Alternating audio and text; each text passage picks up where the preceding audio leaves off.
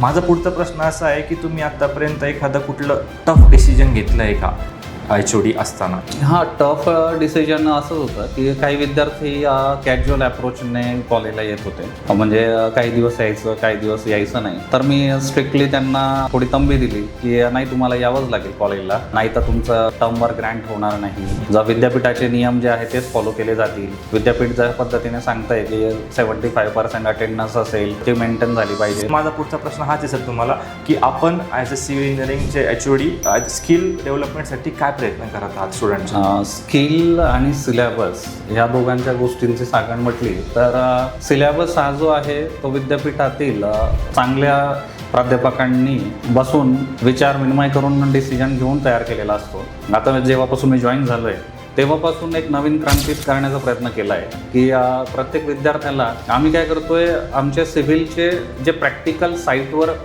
Equipment असतात की ज्याचा वापर आम्ही करतो, स्लॅब कास्टिंगच्या वेळेस निडल व्हायब्रेटरचा यूज कसा करायचा, कधी करायचा, तर विद्यार्थ्यांना स्लॅब कास्टिंगच्या साईट्सवर घेऊन जातो. इव्हन आमच्याकडे फर्स्ट इयरचे काही विद्यार्थी आहे त्यांना बेसिक सिव्हिल इंजिनिअरिंग नावाचा सब्जेक्ट आहे, तर त्यालाही आवर्जून आम्ही त्या विद्यार्थ्यांना पण सोबत व्हिजिटला घेऊन जातो. व्हिजिटला नेऊन त्यांना दाखवतो की बाबा सिव्हिलचं फ्रेम स्ट्रक्चर काय आहे, लोड बेरिंग स्ट्रक्चर काय आहे. आता बऱ्याचदा तुम्हाला जस्ट सांगायचं ठरलं तर स्टॅड प्रो जे डिझाईन करून देतं स्टील, ते जास्त रेन्फोर्समेंट प्रोव्हाइड करतं. जर आपण ट्रॅडिशनल मेथड ज्या बघितल्या, IS कोड जर रेफर केले तर त्याच्यामध्ये जे स्टील रिक्वायरमेंट येते त्याच्यापेक्षा निश्चितपणे स्टॅड प्रोमध्ये अधिक रिक्वायरमेंट येते. पण विद्यार्थी बिनधास्तपणे डोळे जाग पद्धतीने विचार करतात स्टॅड प्रोने जे आन्सर दिलं ते करेक्ट आहे. प्रश्न असा आहे माझा की दोन कॅटेगरीमध्ये 10वी पासआउट किंवा 12th पासआउट स्टुडंटनी कॉलेज निवडत असताना कुठल्या बाबींकडे लक्ष दिलं पाहिजे? कुठल्या युगामध्ये तुम्ही कुठला कोर्स ऑप्ट करताय ते महत्त्वाचं आहे. तर प्रत्येकाने असा विचार केला पाहिजे जेव्हा ही कोर्स निवडताना की मला 30 वर्ष तरी मिनिमम एकाच ब्रँचमध्ये काम करायचं आहे, ते पण न थकता, न बोर होता. मुलांनी काय करायला पाहिजे, तुम्हाला कॉम्प्युटर इंजिनियर बनायचं आहे ना, तर जो व्यक्ती 10 वर्षापासून कॉम्प्युटर इंजिनियर म्हणून काम करतोय आणि त्यांना विचारलं पाहिजे की ह्या फील्डमध्ये काय काय चॅलेंजेस आहेत. जे संगणक आहे किंवा कॉम्प्युटर इंजिनिअरिंगचं क्षेत्र आहे ते पुढच्या 4 वर्षामध्ये मोठकळीस येणार आहे. आणि आता इतकी इन्फ्रास्ट्रक्चरल डेव्हलपमेंट चालू आहे, जर मी सिव्हिलच्या विद्यार्थ्यांना तरी सांगेल की जर तुमची मेहनत घ्यायची तयारी असेल तर पुढचे 10 वर्ष तुमच्यासाठी चांगले आहेत. आणि ज्यांचं एज्युकेशन कमी आहे तर माझा एक सल्ला असेल की एखाद्याने डिप्लोमाच केला आहे तर त्याने साधारण आपल्या म्हणजे भारतामध्येच 4-5 वर्ष काम करावं. त्याच्यानंतर सिव्हिल सेक्टरसाठी आणि मेकॅनिकल सेक्टरसाठी गल्फ कंट्रीज ह्या खूप चांगल्या आहेत, तर तिथे मिळणारा परतावा आपल्या इथल्यापेक्षा 5 पटीने जास्त आहे. Good morning sir, welcome to the education and beyond with ABC trainings. तर ऑडियन्स, आज आपल्यासोबत आहेत श्रेयश कॉलेज ऑफ इंजिनिअरिंगचे head of the department of civil engineering department doctor Lomesh Mahajan sir. Welcome sir. नमस्कार सर. नमस्कार सर. आपणास कसं वाटतंय आज या पॉडकास्टमध्ये आल्यानंतर? सर्वप्रथम तुमचे आभार, तुम्ही मला निमंत्रित केलं या पॉडकास्टसाठी. आणि खरंच हा तुमचा चांगला उपक्रम बघून मला आनंद वाटतोय की तुम्ही समाजापर्यंत काहीतरी घेऊन जाण्याचा प्रयत्न करतायत, प्रत्येकामध्ये जनजागृती करण्याचा प्रयत्न करतायत. त्याबद्दल तुमचे आभार. मला खरंच मनापासून आनंद वाटतोय. थँक्यू सो मच सर, आपण ABC ट्रेनिंग्सचे आभार मानल्याबद्दल. त्याच्यानंतर माझा पुढचा प्रथम प्रश्न असा आहे की आपण कार्यरत आहात as a head of the department civil engineering डिपार्टमेंटमध्ये. तर सर, माझा पहिला क्वेश्चन आपणास आहे की आपली जर्नी कशी आहे as a head of the department? इथपर्यंत येण्यासाठी आपली जर्नी कशी आहे? जर्नी लहानपणापासून जर आपण विचार म्हणजे सांगण्याचा प्रयत्न केला तर सुरुवातीला जे बालपण आहे माझं तर ते प्राथमिक शाळेमध्ये झालं आहे. जिल्हा परिषदच्या शाळेमध्ये मी 1ली ते 4थीपर्यंत शिकलो पुणे जिल्ह्यामध्ये. त्यानंतर वडिलांची बदली झाली. नंतर मी गावाकडच्या एक फैजपूर आहे जळगाव जिल्ह्यामधलं, तर तिथे राहिला होतो. तर तिथून एक आमोदा एक गाव होतं, तर तिथे 3-4 किलोमीटर आम्ही जायचो. तर 5वी ते 7वी शिक्षण तिथे झालं. 8वीपासून 10वी जिल्ह्याच्या ठिकाणी म्हणजे जळगाव जिल्ह्यामध्ये रावसाहेब रूपचंद विद्यालय होतं, त्या ठिकाणी मी 8वी ते 10वी शिक्षण घेतलं. तर तेव्हा पण माझं जे मीडियम होतं एज्युकेशन करण्याचं तर ते मराठी मीडियममध्येच झालेलं आहे शिक्षण.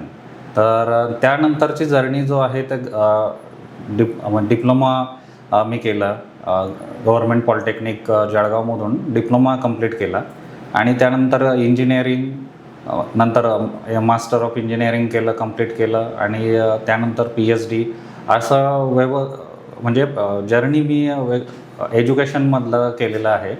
सोबत मी डिप्लोमा इन मॅनेजमेंट केलं आहे, त्याच्यानंतर post graduation diploma in management केलं आहे, post graduation diploma in operation मॅनेजमेंटसुद्धा झालं आहे आणि मास्टर ऑफ बिझनेस ॲडमिनिस्ट्रेशन हे सुद्धा इन कोर्सेस केलेले आहेत. सोबत एवढं सगळं कोर्सेस करत असतानाच शिक्षण चालू असतानाच जेव्हा नोकरीसोबत मी काही कोर्सेस केले. सुरुवातीला नोकरी पत्करली होती, ग्रॅज्युएशन झालं आणि व्हिजिटिंग लेक्चरर म्हणून मी गव्हर्मेंट कॉलेज जळगाव होतं, पॉलिटेक्निक आणि इंजिनिअरिंग दोघां ठिकाणी मी काम केलं होतं आणि सोबत माझं MTech पण मी कंप्लीट केलं आणि त्यानंतर फुल टाईम लेक्चरर म्हणून मी शिरपूरचं एक ऑटोनॉमस इन्स्टिट्यूट आहे RC Patel institute of technology, त्या ठिकाणी मी जॉईन केलं. माझं करिअरची सुरुवात असिस्टंट प्रोफेसर पदाने झाली. त्यानंतर कॉलेजचं डेव्हलपमेंटमध्ये विकासामध्ये लक्ष दिलं. सोबत टीचिंगसोबत ट्रेनिंग अँड प्लेसमेंटचा पण काही पार्ट मी सांभाळला होता. त्यानंतर अजून PhDकडे वळालो. As a part time PhD doctor Babasaheb Ambedkar technology university इथे युनिव्हर्सिटी डिपार्टमेंट आहे. त्या युनिव्हर्सिटी डिपार्टमेंटमध्येच एक IIT रुरकीमधून पासआउट असलेले सर तिथे टीचिंगला प्रोफेसर म्हणून आहे, डॉक्टर SR भगत. तर त्यांच्या मार्गदर्शनाखाली मी PhDचा कोर्स केला. त्यात म्हणजे कंप्लीट झाला PhD आणि त्यानंतर थोडं जॉब तर चालूच होता माझं सायमल्टेनियसली. मला बाहेर विदेशात जाण्याची संधी मिळाली आणि मग मी ॲब्रॉडला म्हणजे सौदी अरेबिया या कंट्रीमध्ये मॅनेजर NDT मॅनेजर म्हणून मी कार्यरत होतो. तिथे काही काळ घालवल्यानंतर मला लक्षात आलं की आपला जो जर्नी आहे, पहिलं सुरुवातीचं पॅशन जे आहे टीचिंग होतं आणि ते आपण परत एकदा जोपासूया आणि मग परत इथे श्रेयश इंजिनिअरिंग कॉलेज येथे त्यांना आवश्यकता होती डायनॅमिक पर्सनॅलिटीची. तर त्यांनी मला कॉल केला, इन्व्हिटेशन दिलं, मी गेलो आणि त्यांनी माझे मुलाखत घेऊन मला हेड ऑफ डिपार्टमेंट ह्या पद त्यांनी ऑफर केलं. मग तिथून माझा प्रवास परत चालू झाला हेड ऑफ डिपार्टमेंटचा आणि सध्या डिपार्टमेंटची प्रगतीकडे वाटचाल होते आहे. मागच्या वर्षीच्या कम्पॅरेटिव्हली स्ट्रेंथ आम्ही वाढवलेली आहे. सिव्हिल इंजिनिअरिंग डिपार्टमेंटमध्ये यावेळेस साधारण 85% विद्यार्थ्यांचं ॲडमिशन झालेलं आहे. तर ते थोडं आनंद वाटतो आहे की आल्यापासून कॉलेजची प्रगती आहे, तर तो एक सुखाचा क्षण वाटतो आहे आता. सर, आता तुम्ही सांगितल्याप्रमाणे तुमचा प्रवास खरंच एक वेगळा आणि एक आनंददायी झालेला आहे. तुम्ही सांगितल्याप्रमाणे प्राथमिक शिक्षणापासून तर डिप्लोमा, BTech, त्याच्यानंतर MTech, त्याच्यानंतर PhD, त्याच्यानंतर डिप्लोमास केले, तुम्ही MBAसुद्धा केलं आहे सांगितलं आहे तुम्ही. अशा प्रकारे तुम्ही एकदम सांगितल्याप्रमाणे डायनॅमिक पर्सनॅलिटी आहातच. तर वेगवेगळे तुम्ही कोर्सेस आणि वेगवेगळ्या इंजिनिअरिंगचे स्किल्स तुमच्याकडे आहेतच. ऑलरेडी तुम्ही सिव्हिल इंजिनियर आहातच, याच्यात काही दुमत नाही. तर माझा पुढचा असा प्रश्न आहे सर की आता तुम्ही सध्या हेड ऑफ द डिपार्टमेंट आहात. हेड म्हणजे एक लीडर असतो. पूर्ण डिपार्टमेंटला तुम्ही सध्या एक रिप्रेझेंट करत आहात. सिव्हिल इंजिनिअरिंगच्या पूर्ण डिपार्टमेंटला तुम्ही ॲज अ लीडर म्हणून रिप्रेझेंट करत आहात. तर माझा पुढचा प्रश्न असा आहे की तुम्ही कुठली लिडरशिप स्टाईल एक्वायर करतात, अप्लाय करतात तुमच्या दैनंदिन जीवनामध्ये? कुठली लिडरशिप स्टाईल? लिडरशिप म्हटलं तर पहिल्यांदा एक सामान्य गोष्ट सांगतो की लीडर जे आहेत तर हा एक शनिग्रह आहे. तो शनिग्रह जो रूल करतो तो प्लॅनेट जो आहे अर्थ प्लॅनेट, तर शनीचे जे क्वालिटीज आहेत तर तो न्यायाधीश आहे, तर न्याय देवता आहे. तर त्याच्याकडनं मी काही क्वालिटी शिकलो आणि ते अवलंबण्याचा प्रयत्न केला की कोणाबद्दलही आपण मतभेद न ठेवता दोघी बाजू जाणून घेतल्या पाहिजे. म्हणजे जर काही एखादा मतभेद झाले डिपार्टमेंटमध्ये, स्टाफमध्ये मिसअंडरस्टँडिंग बऱ्याचदा होतात. तर बऱ्याचदा असं होतं की कोणीतरी आपल्याला XYZ गोष्ट सांगतं आणि आपण त्या डायरेक्शनने विचार करतो. पण त्याची दुसरी बाजू पण आपण समजून घ्यायला चालू केल्यावर आपल्याला कळतं की तो व्यक्ती जो आहे तो पण त्या ठिकाणी राईटच होता, हा व्यक्तीसुद्धा राईट आहे.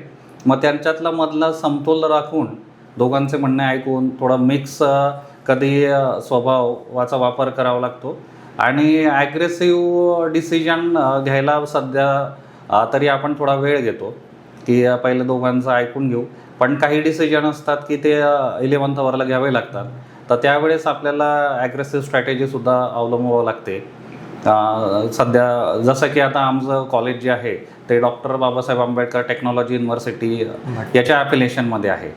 तर तिथे ह्या कोविडनंतर बरेच चॅलेंजेस होते त्या विद्यार्थ्यांना.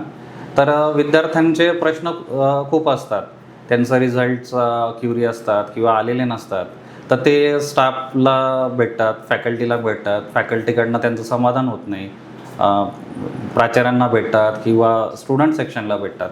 तर ह्या सगळ्या जर्नीमधून विद्यार्थी फ्रस्ट्रेट झालेला असतो, कारण त्याला हातात काही मिळालेलं नसतं. त्याला असं वाटतं आपलं डिग्री सर्टिफिकेट मिळत नाही आहे, त्याला जॉबची गरज असते आणि विद्यापीठाकडनं पण सपोर्ट मिळत नाही, कारण विद्यापीठ जे आता नुकतंच नवोदित आलेलं आहे त्याचं म्हणजे राज्यस्तरावर त्याची ओळख आता नवीन ओळख झालेली आहे. सुरुवातीला ते एक रिजनल कॉलेज होतं, गव्हर्नमेंट कॉलेजसारखं, पण मग आता त्यांच्यासाठीही अवघड असतं. पण विद्यार्थी पण एक बाजू समजून घेऊन ते हट्ट धरतात की सर आमचं सर्टिफिकेट उद्याच्या उद्या आलं पाहिजे, काय केलं पाहिजे. मग त्याच्यावर पण आम्ही थोडासा विचार करतो आणि विद्यार्थ्याच्या बाजूने हिताचं काय डिसिजन घेता येईल ते थोडंसं ॲग्रेसिव्हली करतो. तिथं थोडी ॲग्रेसिव्ह स्ट्रॅटेजी वापरतो आणि फॅकल्टीमध्ये थोडासा सलोखा निर्माण झाला पाहिजे, आपुलकी राहिली पाहिजे. त्यासाठी मध्ये मध्ये थोडे इव्हेंट्स पण घेतो आम्ही डिपार्टमेंटमध्ये आणि त्याच्या माध्यमातून प्रयत्न करतो की प्रत्येकाशी इंटरॅक्शन झालं पाहिजे. जे लोअर लेवल असेल किंवा अप्पर लेवल असेल, या दोघातला गॅप आपल्याला कसा मिनिमाइज करता येईल त्यासाठी दर 8 दिवसाला 10 दिवसाला आम्ही गेट टुगेदरचं एक छोटासा प्रोग्राम डिपार्टमेंटमध्येच घेत असतो. आणि त्याचा फरक आता मला जाणवतो आहे की डिपार्टमेंटमध्ये फॅकल्टीमध्ये नवीन ऊर्जा शक्ती निर्माण झालेली आहे. निश्चितच त्याचा वापर आम्हाला पुढे मुलांच्या म्हणजे कलाटणी देण्यासाठी करता येऊ शकतो. एवढंच सांगता येईल त्याबद्दल तरी. चालेल सर. माझा पुढचा एक थोडासा वेगळा प्रश्न आहे की तुम्ही सांगताय आता लिडरशिपबद्दल की टीचर्ससोबत थोडंसं मिक्स टाईप लिडरशिप तुम्ही फॉलो करताय, म्हणजे सिच्युएशननुसार, आणि स्टुडंटसोबत तर नेहमी स्ट्रिक्ट राहावंच लागतं. माझा पुढचा प्रश्न असा आहे की तुम्ही आत्तापर्यंत एखादं कुठलं टफ डिसिजन घेतलं आहे का HOD असताना, एखादं कुठलं टफ डिसिजन तुम्हाला जाणवलं? हां, टफ डिसिजन असंच होतं की काही विद्यार्थी कॅज्युअल अप्रोचने कॉलेजला येत होते, म्हणजे काही दिवस यायचं काही दिवस यायचं नाही. तर मी स्ट्रिक्टली त्यांना थोडी तंबी दिली की नाही तुम्हाला यावंच लागेल कॉलेजला, नाही तर तुमचं टर्मवर ग्रँट होणार नाही. जर विद्यापीठाचे नियम जे आहे तेच फॉलो केले जातील. विद्यापीठ ज्या पद्धतीने सांगताय की 75% अटेंडन्स असेल तोपर्यंत ती मेंटेन झाली पाहिजे, तर उलट मी त्याच्यामध्ये ॲड करून त्यांना सांगितलं की नाही 80% अटेंडन्स असेल तर तुम्हाला आम्ही सगळ्या सवलती देऊ. बऱ्याच विद्यार्थ्यांचं मनोधैर्य खचलेलं असतं, कारण काय असतं फर्स्ट इयरमध्ये विद्यार्थ्याला इंजिनिअरिंग मेकॅनिक्स आणि मॅथमॅटिक्सचे काही सब्जेक्ट असतात, तर तिथे त्याचे सब्जेक्ट बॅक राहिल्यामुळे तो फ्रस्ट्रेट होऊन जातो बऱ्यापैकी आणि तो सेकंडला पण त्याच्याच पुढचे व्हर्जन जे आहेत स्ट्रेंथ ऑफ मटेरियल किंवा M3 M4, तर इथे पण तो सब्जेक्ट काही लेक्चर करतो सुरुवातीचे आणि त्याला वाटतं की हे कठीण आहे. मग तो तिथून पळवाटा शोधायला प्रयत्न करतो की तो कॉलेजला येत नाही, कुठेतरी दुसरीकडे जातो, घरी पालकांना सांगून जातो की नाही मी कॉलेजला जातो आहे. एखाद्या वेळेस त्याला भीती पण असते वर्गात बसताना. मग ते टाळण्यासाठी आम्ही थोडंसं त्या सेकंड इयरच्या बॅचला तरी थोडं टफ आम्ही स्ट्रिक्टली फॉलो करतो. थर्ड इयर आणि फायनल इयर जो आहे तर विद्यार्थ्याला इंजिनिअरिंगचं पॅटर्न कळालेलं असतं, त्यामुळे त्या ठिकाणी आपण थोडं लिबरल राहू शकतो. पण जे सुरुवातीला फर्स्ट इयर जे आणि सेकंड इयरचे विद्यार्थी आहेत त्यांच्यासाठी शिस्त लागणे खूप गरजेचं असतं. त्यामुळं आम्ही त्या ठिकाणी आवर्जून मुद्दामूनच त्यांना थोडंसं स्ट्रिक्ट वातावरण शिस्तीचं पालन करण्याचं डिसिजन घेतलेलं आहे. चालेल. तर विद्यार्थ्यांना माझ्याकडून हाच मेसेज असेल की सर नेहमी कुठले पण HOD सर असू द्या, प्रिन्सिपल असू द्या, कुठलेही गुरु हे आपल्या चांगल्यासाठीच निर्णय घेत असतात.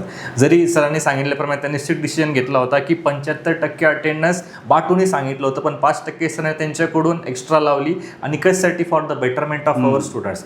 कारण हे तर खरं आहे की जितना आप, मी ऐकून पण हिंदीमध्ये म्हणतात की माझ्या पॅरेंट्सही तसं सांगतात की आप अगर कायदे में रहोगे तभी आप फायदे में रहोगे.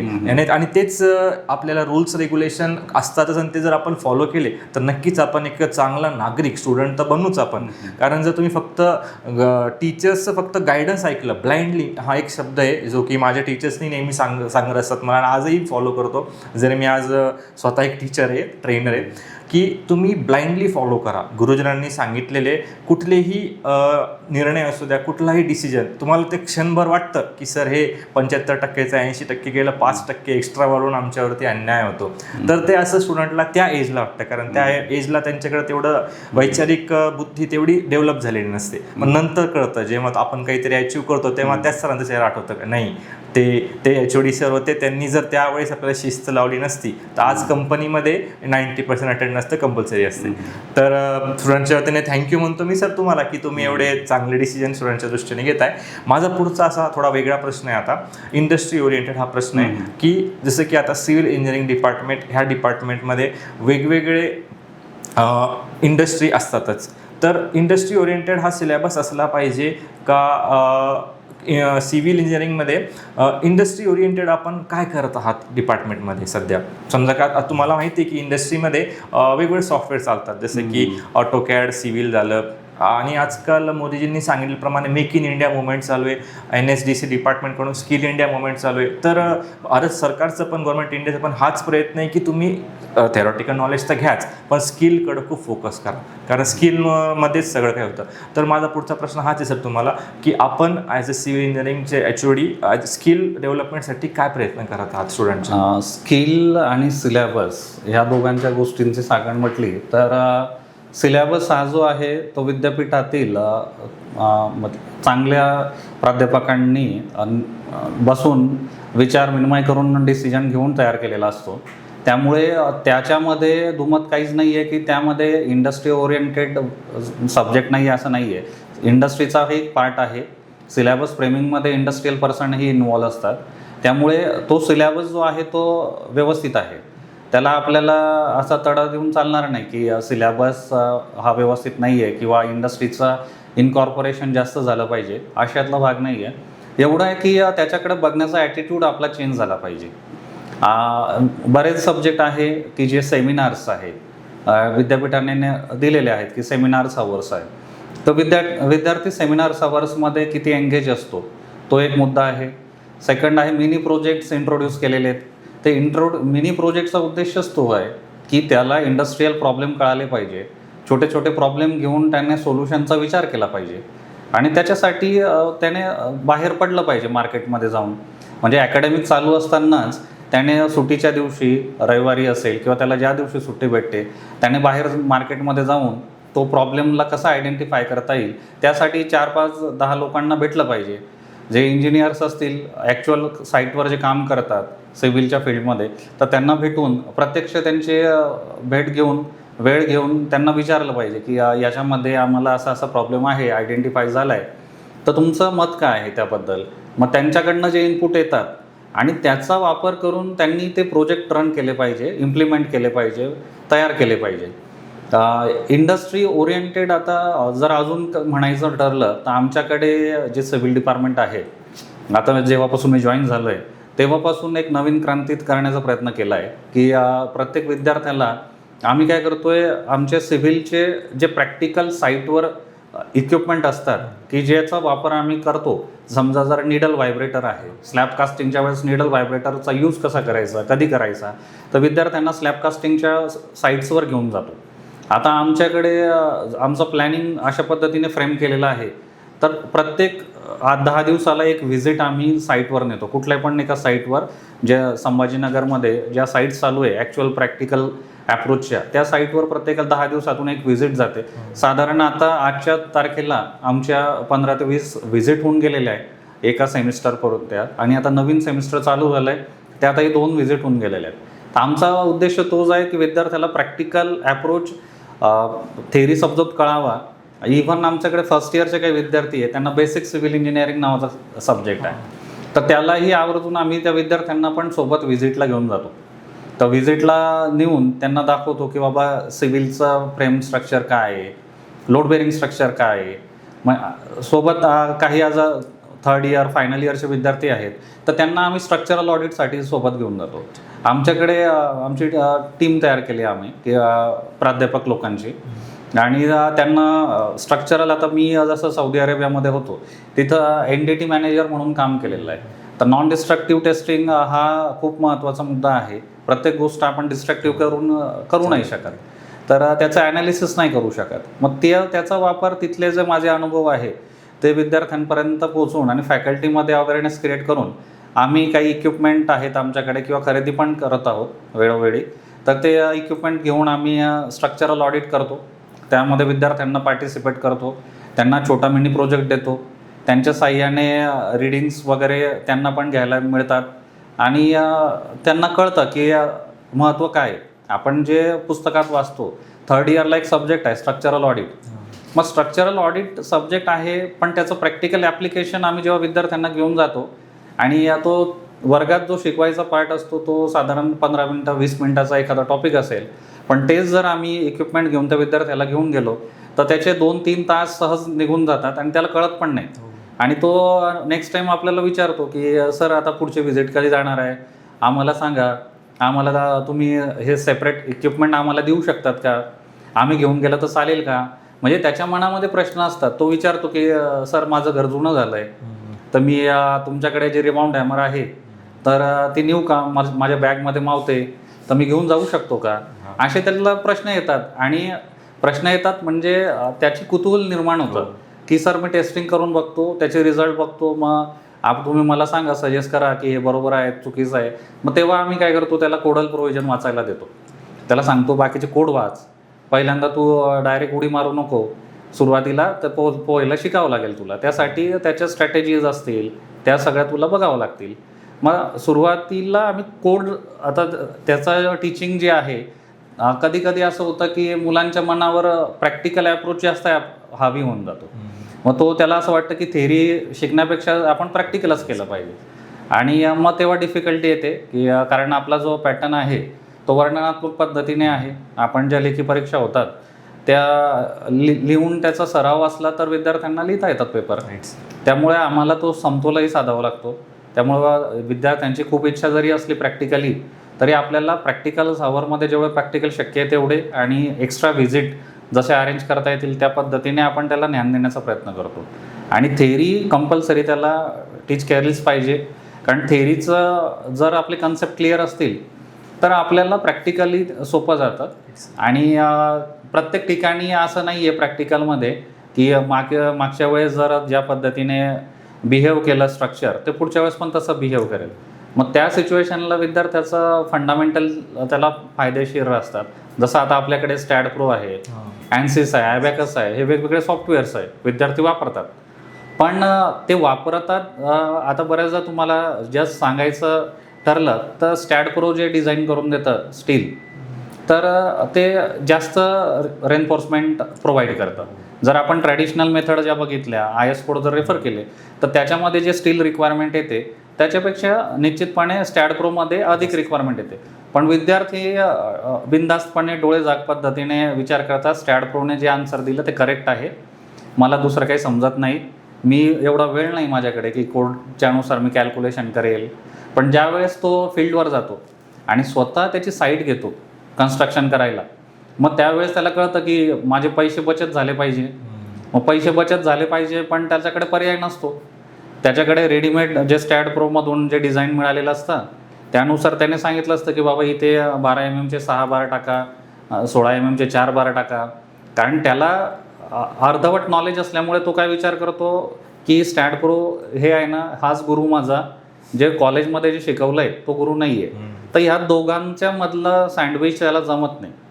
त्यामुळे विद्यार्थ्यांनी जर ते पण कन्सेप्ट घेतले, म्हणजे आधुनिक वापर पण करा तुम्ही टेक्नॉलॉजीचा, पण सुरुवातीला बेसिक फंडामेंटल पण असते, तर तिथं त्याला कळू शकतं की इथे आपण थोडं स्टील बचत करू शकतो आणि स्ट्रक्चर पण स्टेबल राहू शकतं. तर हे एक थोडंसं छोटंसं सांगण्याचा प्रयत्न केला आहे मी. सर एकदम इत्थंभूत माहिती तुम्ही सगळी दिलेली आहे सर, एकदम डीपमध्ये. तर माझा सगळ्या सिव्हिल इंजिनियर स्टुडंटला हाच मेसेज असेल, जो कोणी हा पॉडकास्ट ऐकतोय, सरांनी एकदम डिटेलमध्ये सांगितलं आहे की विद्यार्थ्यांनी कन्व्हेन्शनल जे मेथड आहे, मुलांना काय वाटतं सर आजकालचे हे जेन झेडचे पण पुढे जनरेशनचे एकदम फास्ट जनरेशन, यांची ग्रास्पिंग पॉवर खतरनाक आहे. पण ह्या यूथला जर आपण प्रॉपर चॅनलाइज केलं तर हे काही पण करू शकतात. It will be blast everything.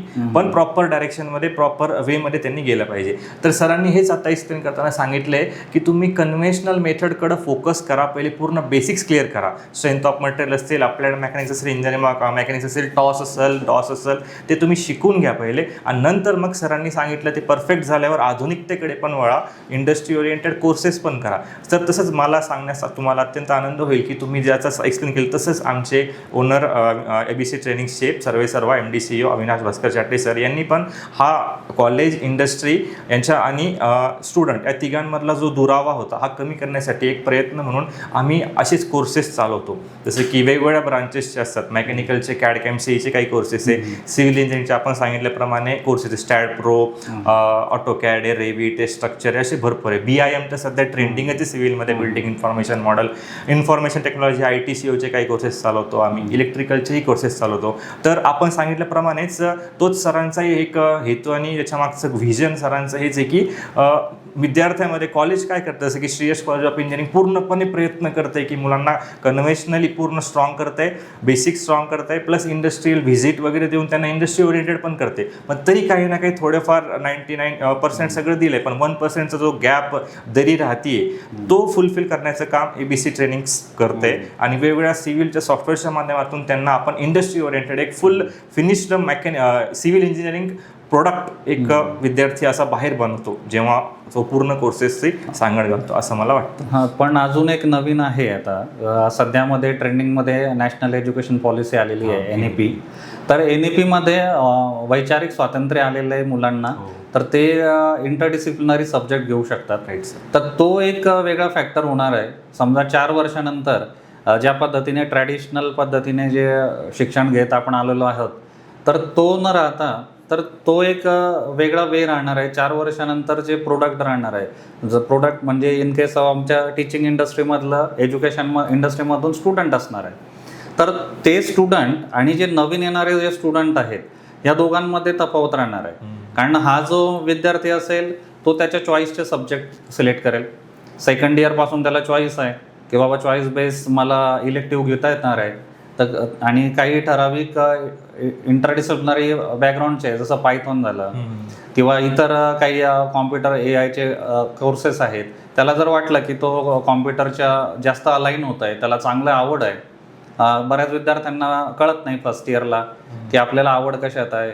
मग हळूहळू जसं पुढे जातो त्याला समजतं की नाही माझ्यामध्ये ते स्किल आहे की जो मी मेकॅनिकल पण करू शकतो, इलेक्ट्रिकल पण करू शकतो. तर तसे चॉईस बेस्ड सब्जेक्ट निवडण्याचे त्याला थोडी NEPमध्ये मूभ आहे. तर त्यावेळेस आणि पण सोबतच त्याला एज्युकेशनमध्ये स्टॉप पण करता येणार आहे. तर तो पण एक दुसरा मतलब कॉन म्हणता येईल आपल्याला. म्हणजे प्रत्येक गोष्टीचे प्रोज आहेत असे कॉन्स पण आहे. तर त्या ठिकाणी NEPचा तो एक कॉन आहे की विद्यार्थी जो आहे त्याला वाटलं 2-3 वर्षामध्ये 4 वर्षाचा कोर्स पूर्ण नाही करायचा आहे, तर हाफ पोर्शन कंप्लीट करून तो त्याची लिमिटेड समजा डिप्लोमा कंप्लीट इक्विव्हॅलंट डिप्लोमा त्याला एक सर्टिफिकेशन मिळू शकतो आणि तो जॉब रेडी होऊ शकतो. तर तो तिथला एक पॉईंट. आणि जे जुने ट्रॅडिशनल पद्धतीचे कोर्सेस यामध्ये नवीन अजून मेहनत घ्यावी लागणार आहे आणि त्यावर इम्प्लिमेंटेशन काम करताना बरेच चॅलेंजेस आहेत.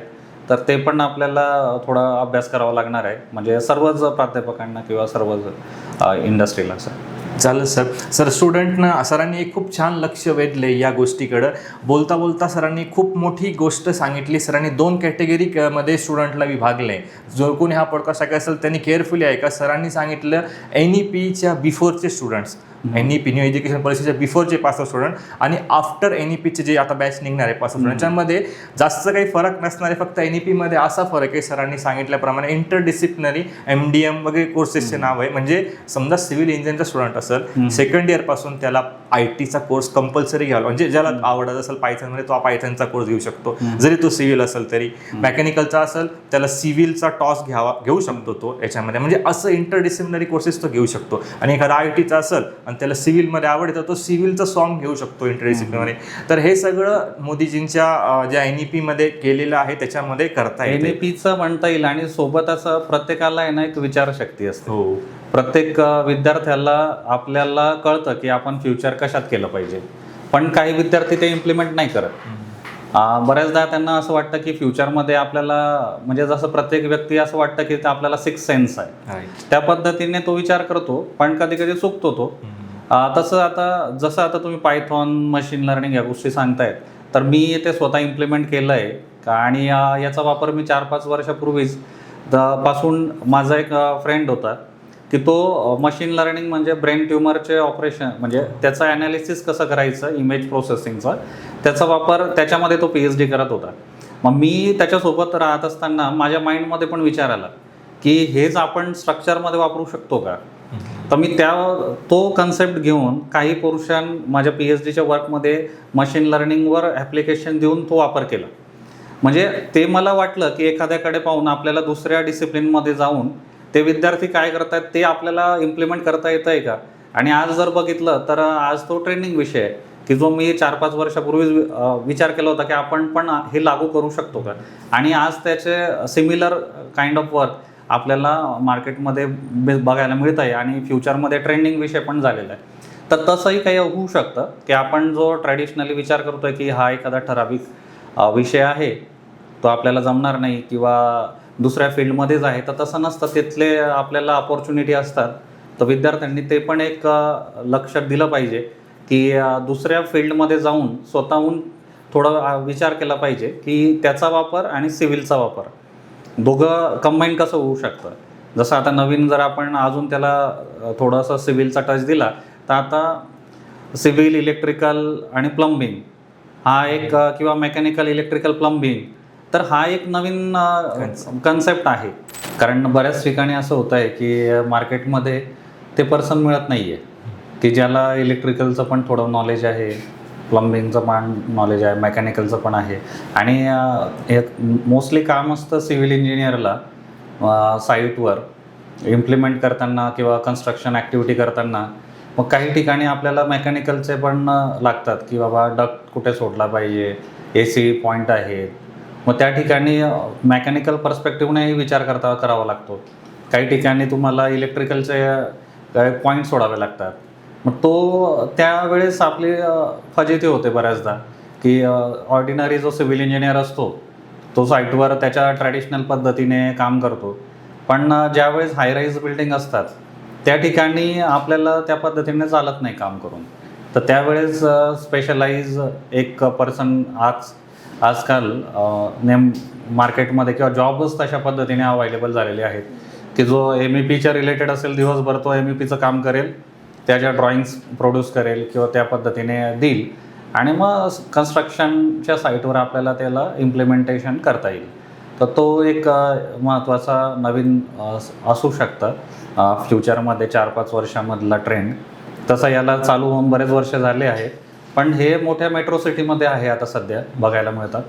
मेट्रो सिटीमध्ये याच्यावर बऱ्यापैकी काम MEPच्या नुसार होतं की जो सिव्हिल इंजिनियरच हँडल करतो. बाकी इतरही ब्रँचचे विद्यार्थी करू शकतात ते, पण मोस्टली सिव्हिलच्या विद्यार्थ्यांनी जर त्याला प्रेफरन्स दिला तर मला वाटतं त्यांना जॉबला अपॉर्च्युनिटी चांगल्या मिळू शकतात. असं तर सरांनी खूप छान पद्धतीने प्रॉपर गायडन्स केले सिव्हिल इंजिनिअरिंग स्टुडंटला. जर कोणी डिप्लोमा होल्डर असेल सिव्हिल इंजिनिअरिंगमध्ये किंवा BTech असेल, MTech असेल किंवा PhD होल्डरसुद्धा असेल, सरांनी एकदम छान पद्धतीने सांगितलं आहे, मार्गदर्शन केलं. त्याचा पुरेपूर लाभ घ्यावा सगळ्या जनतेने, आपल्या पॉडकास्ट जे ऐकताय त्यांनी. आणि सरांनी जे आता मी थोड्यापूर्वी सांगितलं ते 2 कॅटेगरी केल्या की NEP, बिफोर NEPचे स्टुडंट्स आणि आफ्टर NEP जी नवीन बॅच येणार आहे.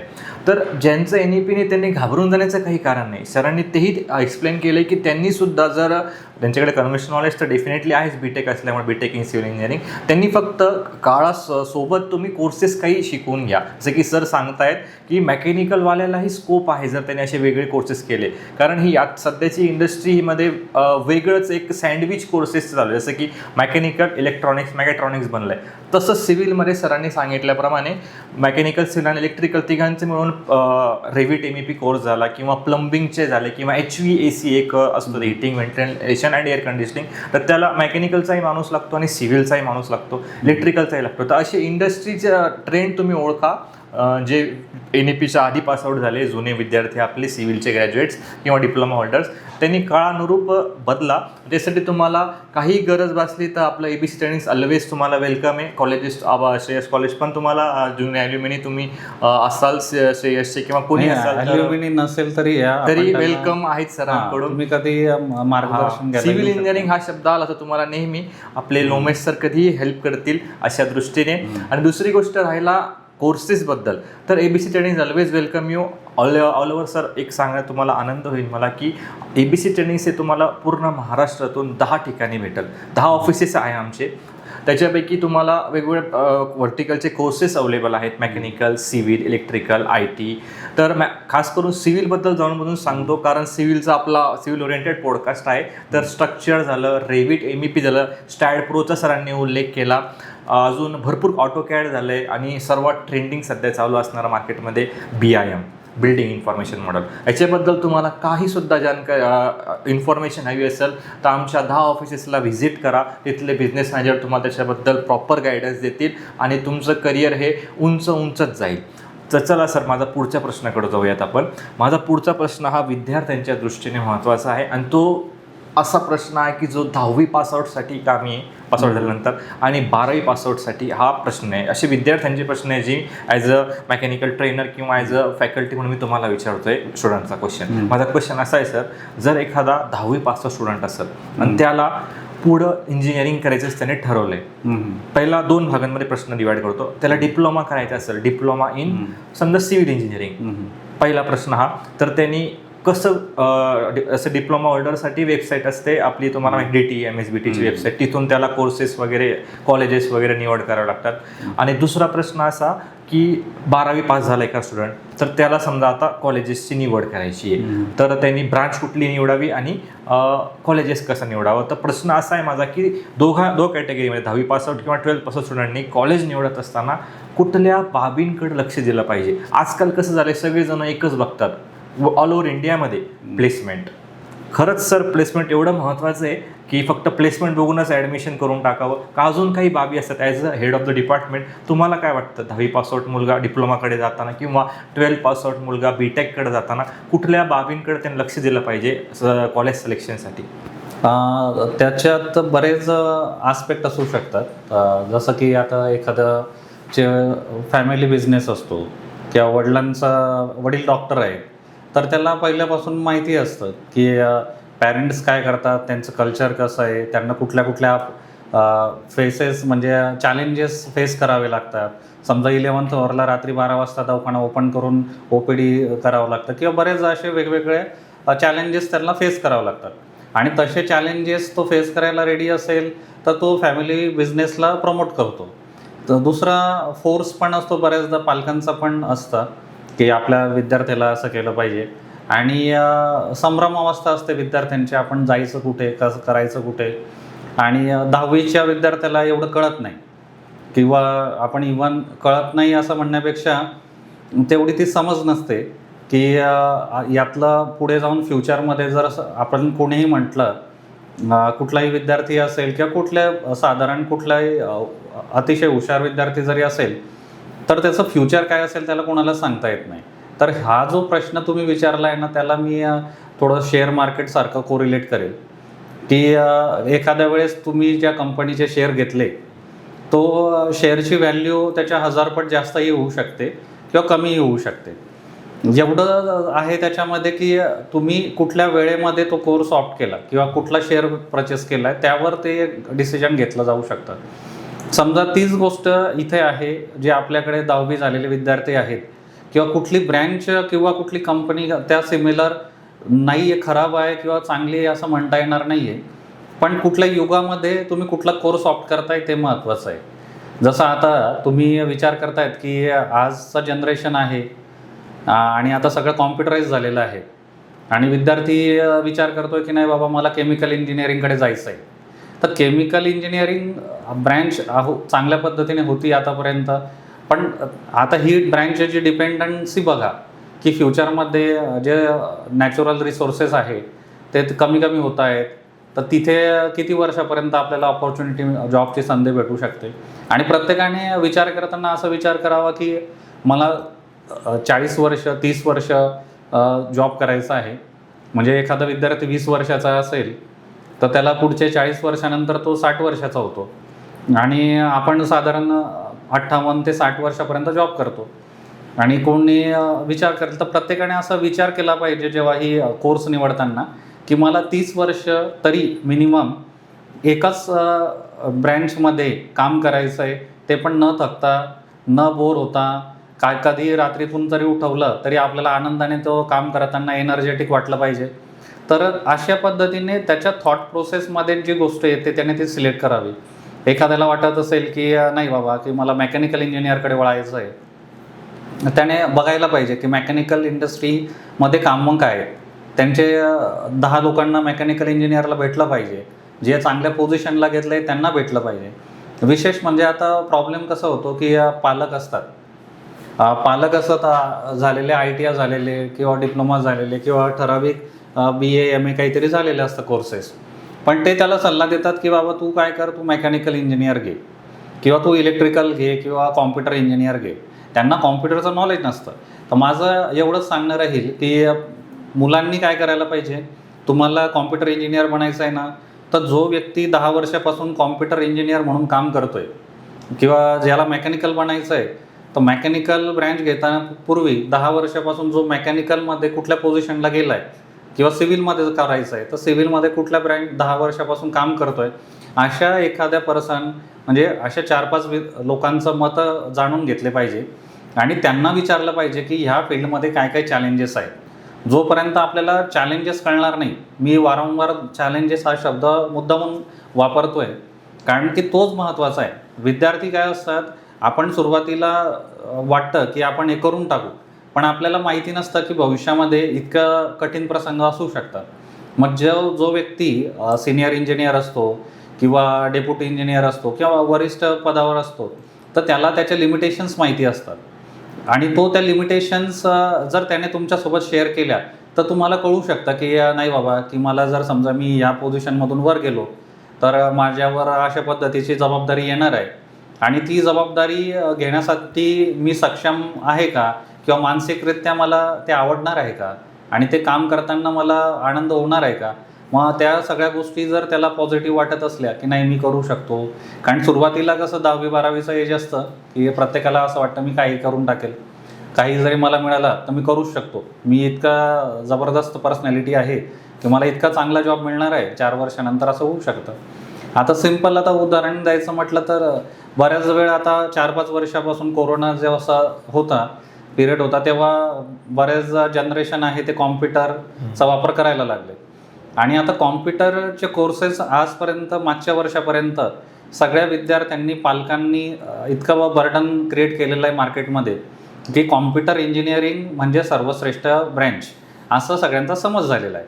पण आता जे आहेत नुकतंच आता तुम्ही काही न्यूज ऐकत असणार तर जसं ट्रम्प आहे त्या अमेरिकेमध्ये त्यांनी चालू केलं आहे की बाबा त्यांचा विकास करण्यासाठी किंवा तिथले रिसोर्सेस कमी करायला चालू केलेले आहेत जे इतर आणि आपली उपजीविका जी आहे म्हणजे इंडियातील संगणक क्षेत्रातील जी उपजीविका आहे ती परावलंबी आहे. तर ती दुसऱ्या देशांवर अवलंबून आहे. आपल्याला त्यांच्याकडनं साधारण 40 ते 50% जे आहे काम त्यांच्या देशातून मिळतं, कारण ते लोक काय आहेत, ते लोक दुसऱ्या पाश्चिमात्य देशातले लोक ते ह्या कामाला थोडं लोअर दर्जाचं समजतात आणि ते त्या कम्पॅरेटिव्हली हायर स्केल असलेले कामं ते करतात. आणि आपण काय करतो की आपल्याकडे रुपयाची व्हॅल्यू जी आहे आणि अमेरिकेची व्हॅल्यू, त्यांच्या चलनाची व्हॅल्यू यामध्ये बराच फरक असल्यामुळे आपल्याला जी रक्कम मिळते परदेशातून मिळणारी रक्कम ती आपल्यासाठी खूप मोठी असते, कम्पॅरेटिव्हली इतर क्षेत्रातली. म्हणून आपल्याला तसं वाटतं की नाही कॉम्प्युटर इंजिनिअरिंगला डिमांड आहे. पण आता मी तुम्हाला इथे सांगू शकेल की आता ट्रम्प यांनी ज्या योजना आणल्या आहेत त्यामुळे जे संगणक आहे किंवा कॉम्प्युटर इंजिनिअरिंगचं क्षेत्र आहे ते पुढच्या 4 वर्षामध्ये मोडकळीस येणार आहे, किंवा त्यांचं मार्केट आहे, जो मार्केट कॅप आहे तो साधारण 40 ते 50% कमी होणार आहे. तर विद्यार्थ्यांना पुढे भविष्यामध्ये 4 वर्षानंतर संगणक क्षेत्रात अपॉर्च्युनिटी जेवढ्या या मागे 5 वर्षात मिळाल्या त्या कम्पॅरेटिव्हली निश्चितपणे 50% तरी रिड्यूस होणार आहे. त्यामुळे प्रत्येकाला चांगला जॉब मिळेल असं नाही आहे. मग जर एखाद्याला जॉब नाही मिळाला तर मग तो दुसरं काम मिळू शकेल त्याला. असं नाही म्हणता येणार की कॉम्प्युटर इंजिनियर आहे तर त्याला सॉफ्टवेअर इंजिनिअरिंगचंच काम मिळेल किंवा त्याला मशीन लर्निंगचंच काम मिळेल. मे बी त्याला जॉब न मिळाल्यामुळे तो एखादा सायबर कॅफे ओपन करेल किंवा एखादा स्वतःचा बिझनेस ओपन करेल की फ्रीलान्सर बनेल. अशा पद्धतीचे छोटे व्यवसाय त्याला करता येऊ शकतात. म्हणजे त्या अपॉर्च्युनिटी आहेत. आणि जर सिव्हिलचं क्षेत्र जर समजायचं म्हटलं तर साधारण पूर्ण आपल्या ऑल ओव्हर वर्ल्डमध्ये साधारण 75 लाख सिव्हिल इंजिनियर्स आहेत. ओके, त्यापैकी दरवर्षी जे आहे सिव्हिल इंजिनिअरिंगची संख्या आहे ते साधारण 7 ते 8% सिव्हिल इंजिनियर्स मार्केटमध्ये बाहेर पडतात. आणि जर आपल्या भारतामध्ये विचार केला तर साधारण 3-4 लाख विद्यार्थी सिव्हिल इंजिनियर दरवर्षी बनत आहेत. जरी सिव्हिल इंजिनियर आता मागे कसं आहे, मागचा जो ट्रेंड होता मागे 10 वर्षातला, तर इथे ज्या ब्रँचमध्ये विद्यार्थ्यांची संख्या कमी असते त्यामध्ये 10 वर्षानंतर रिव्होल्युशन होतं. मग त्यावेळेस तिथं शॉर्टेज निर्माण होतो. आणि आता इतकी इन्फ्रास्ट्रक्चरल डेव्हलपमेंट चालू आहे, म्हणजे तुम्ही बघतायत आपण कुठल्याही सिटीमध्ये जा तर तुम्हाला बघायला मिळेल ट्रान्सपोर्टेशनचे मोड चेंज झालेले आहेत, उड्डाणपुलं बनलेले आहेत किंवा पॅसेजेस आहे किंवा बोगदे किंवा एअरपोर्ट्स, हार्बर्स, असे वेगवेगळे माध्यमातून तुम्हाला रोज दैनंदिन जीवनामध्ये असलेल्या इन्फ्रास्ट्रक्चरल डेव्हलपमेंट बघायला मिळत आहेत.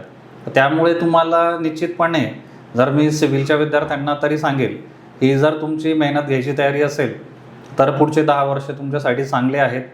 ज्या पद्धतीने कॉम्प्युटर इंजिनिअरिंगच्या विद्यार्थ्यांना चांगल्या प्लेसमेंट मिळाल्या त्या पद्धतीनेच तुम्हाला सुद्धा मिळू शकतात. आणि ज्यांचं एज्युकेशन कमी आहे तर माझा एक सल्ला असेल की त्यांनी जसं एखाद्याने डिप्लोमाच केला आहे का आर्थिक परिस्थितीमुळे त्याला डिग्री करता नाही आली तर त्याने साधारण आपल्या म्हणजे भारतामध्येच 4-5 वर्ष काम करावं. त्याच्यानंतर सिव्हिल सेक्टरसाठी आणि मेकॅनिकल सेक्टरसाठी गल्फ कंट्रीज ह्या खूप चांगल्या आहेत. तर तिथे मिळणारा परतावा आपल्या इथल्यापेक्षा 5 पटीने जास्त आहे. जर समजा एखादा इंजिनियर असेल म्हणजे ज्याचा डिप्लोमा झाला आहे, आपल्याकडे त्याच्याकडे स्किल असतात पण आपण त्याला मार्केटमध्ये त्याच्या डिग्रीनुसार त्याला 10 ते 15,000 20,000 पर्यंत त्याला मिळतात सॅलरी. तर तीच जर तुम्ही दुसऱ्या गल्फ कंट्रीमध्ये जायचा विचार केला तर तुम्हाला साधारण 1 लाख 2 लाख 1.5 लाख अशा पद्धतीने सॅलरी मिळू शकते. आणि त्यातून तुम्ही फॅमिलीला पण सपोर्ट करू शकतात.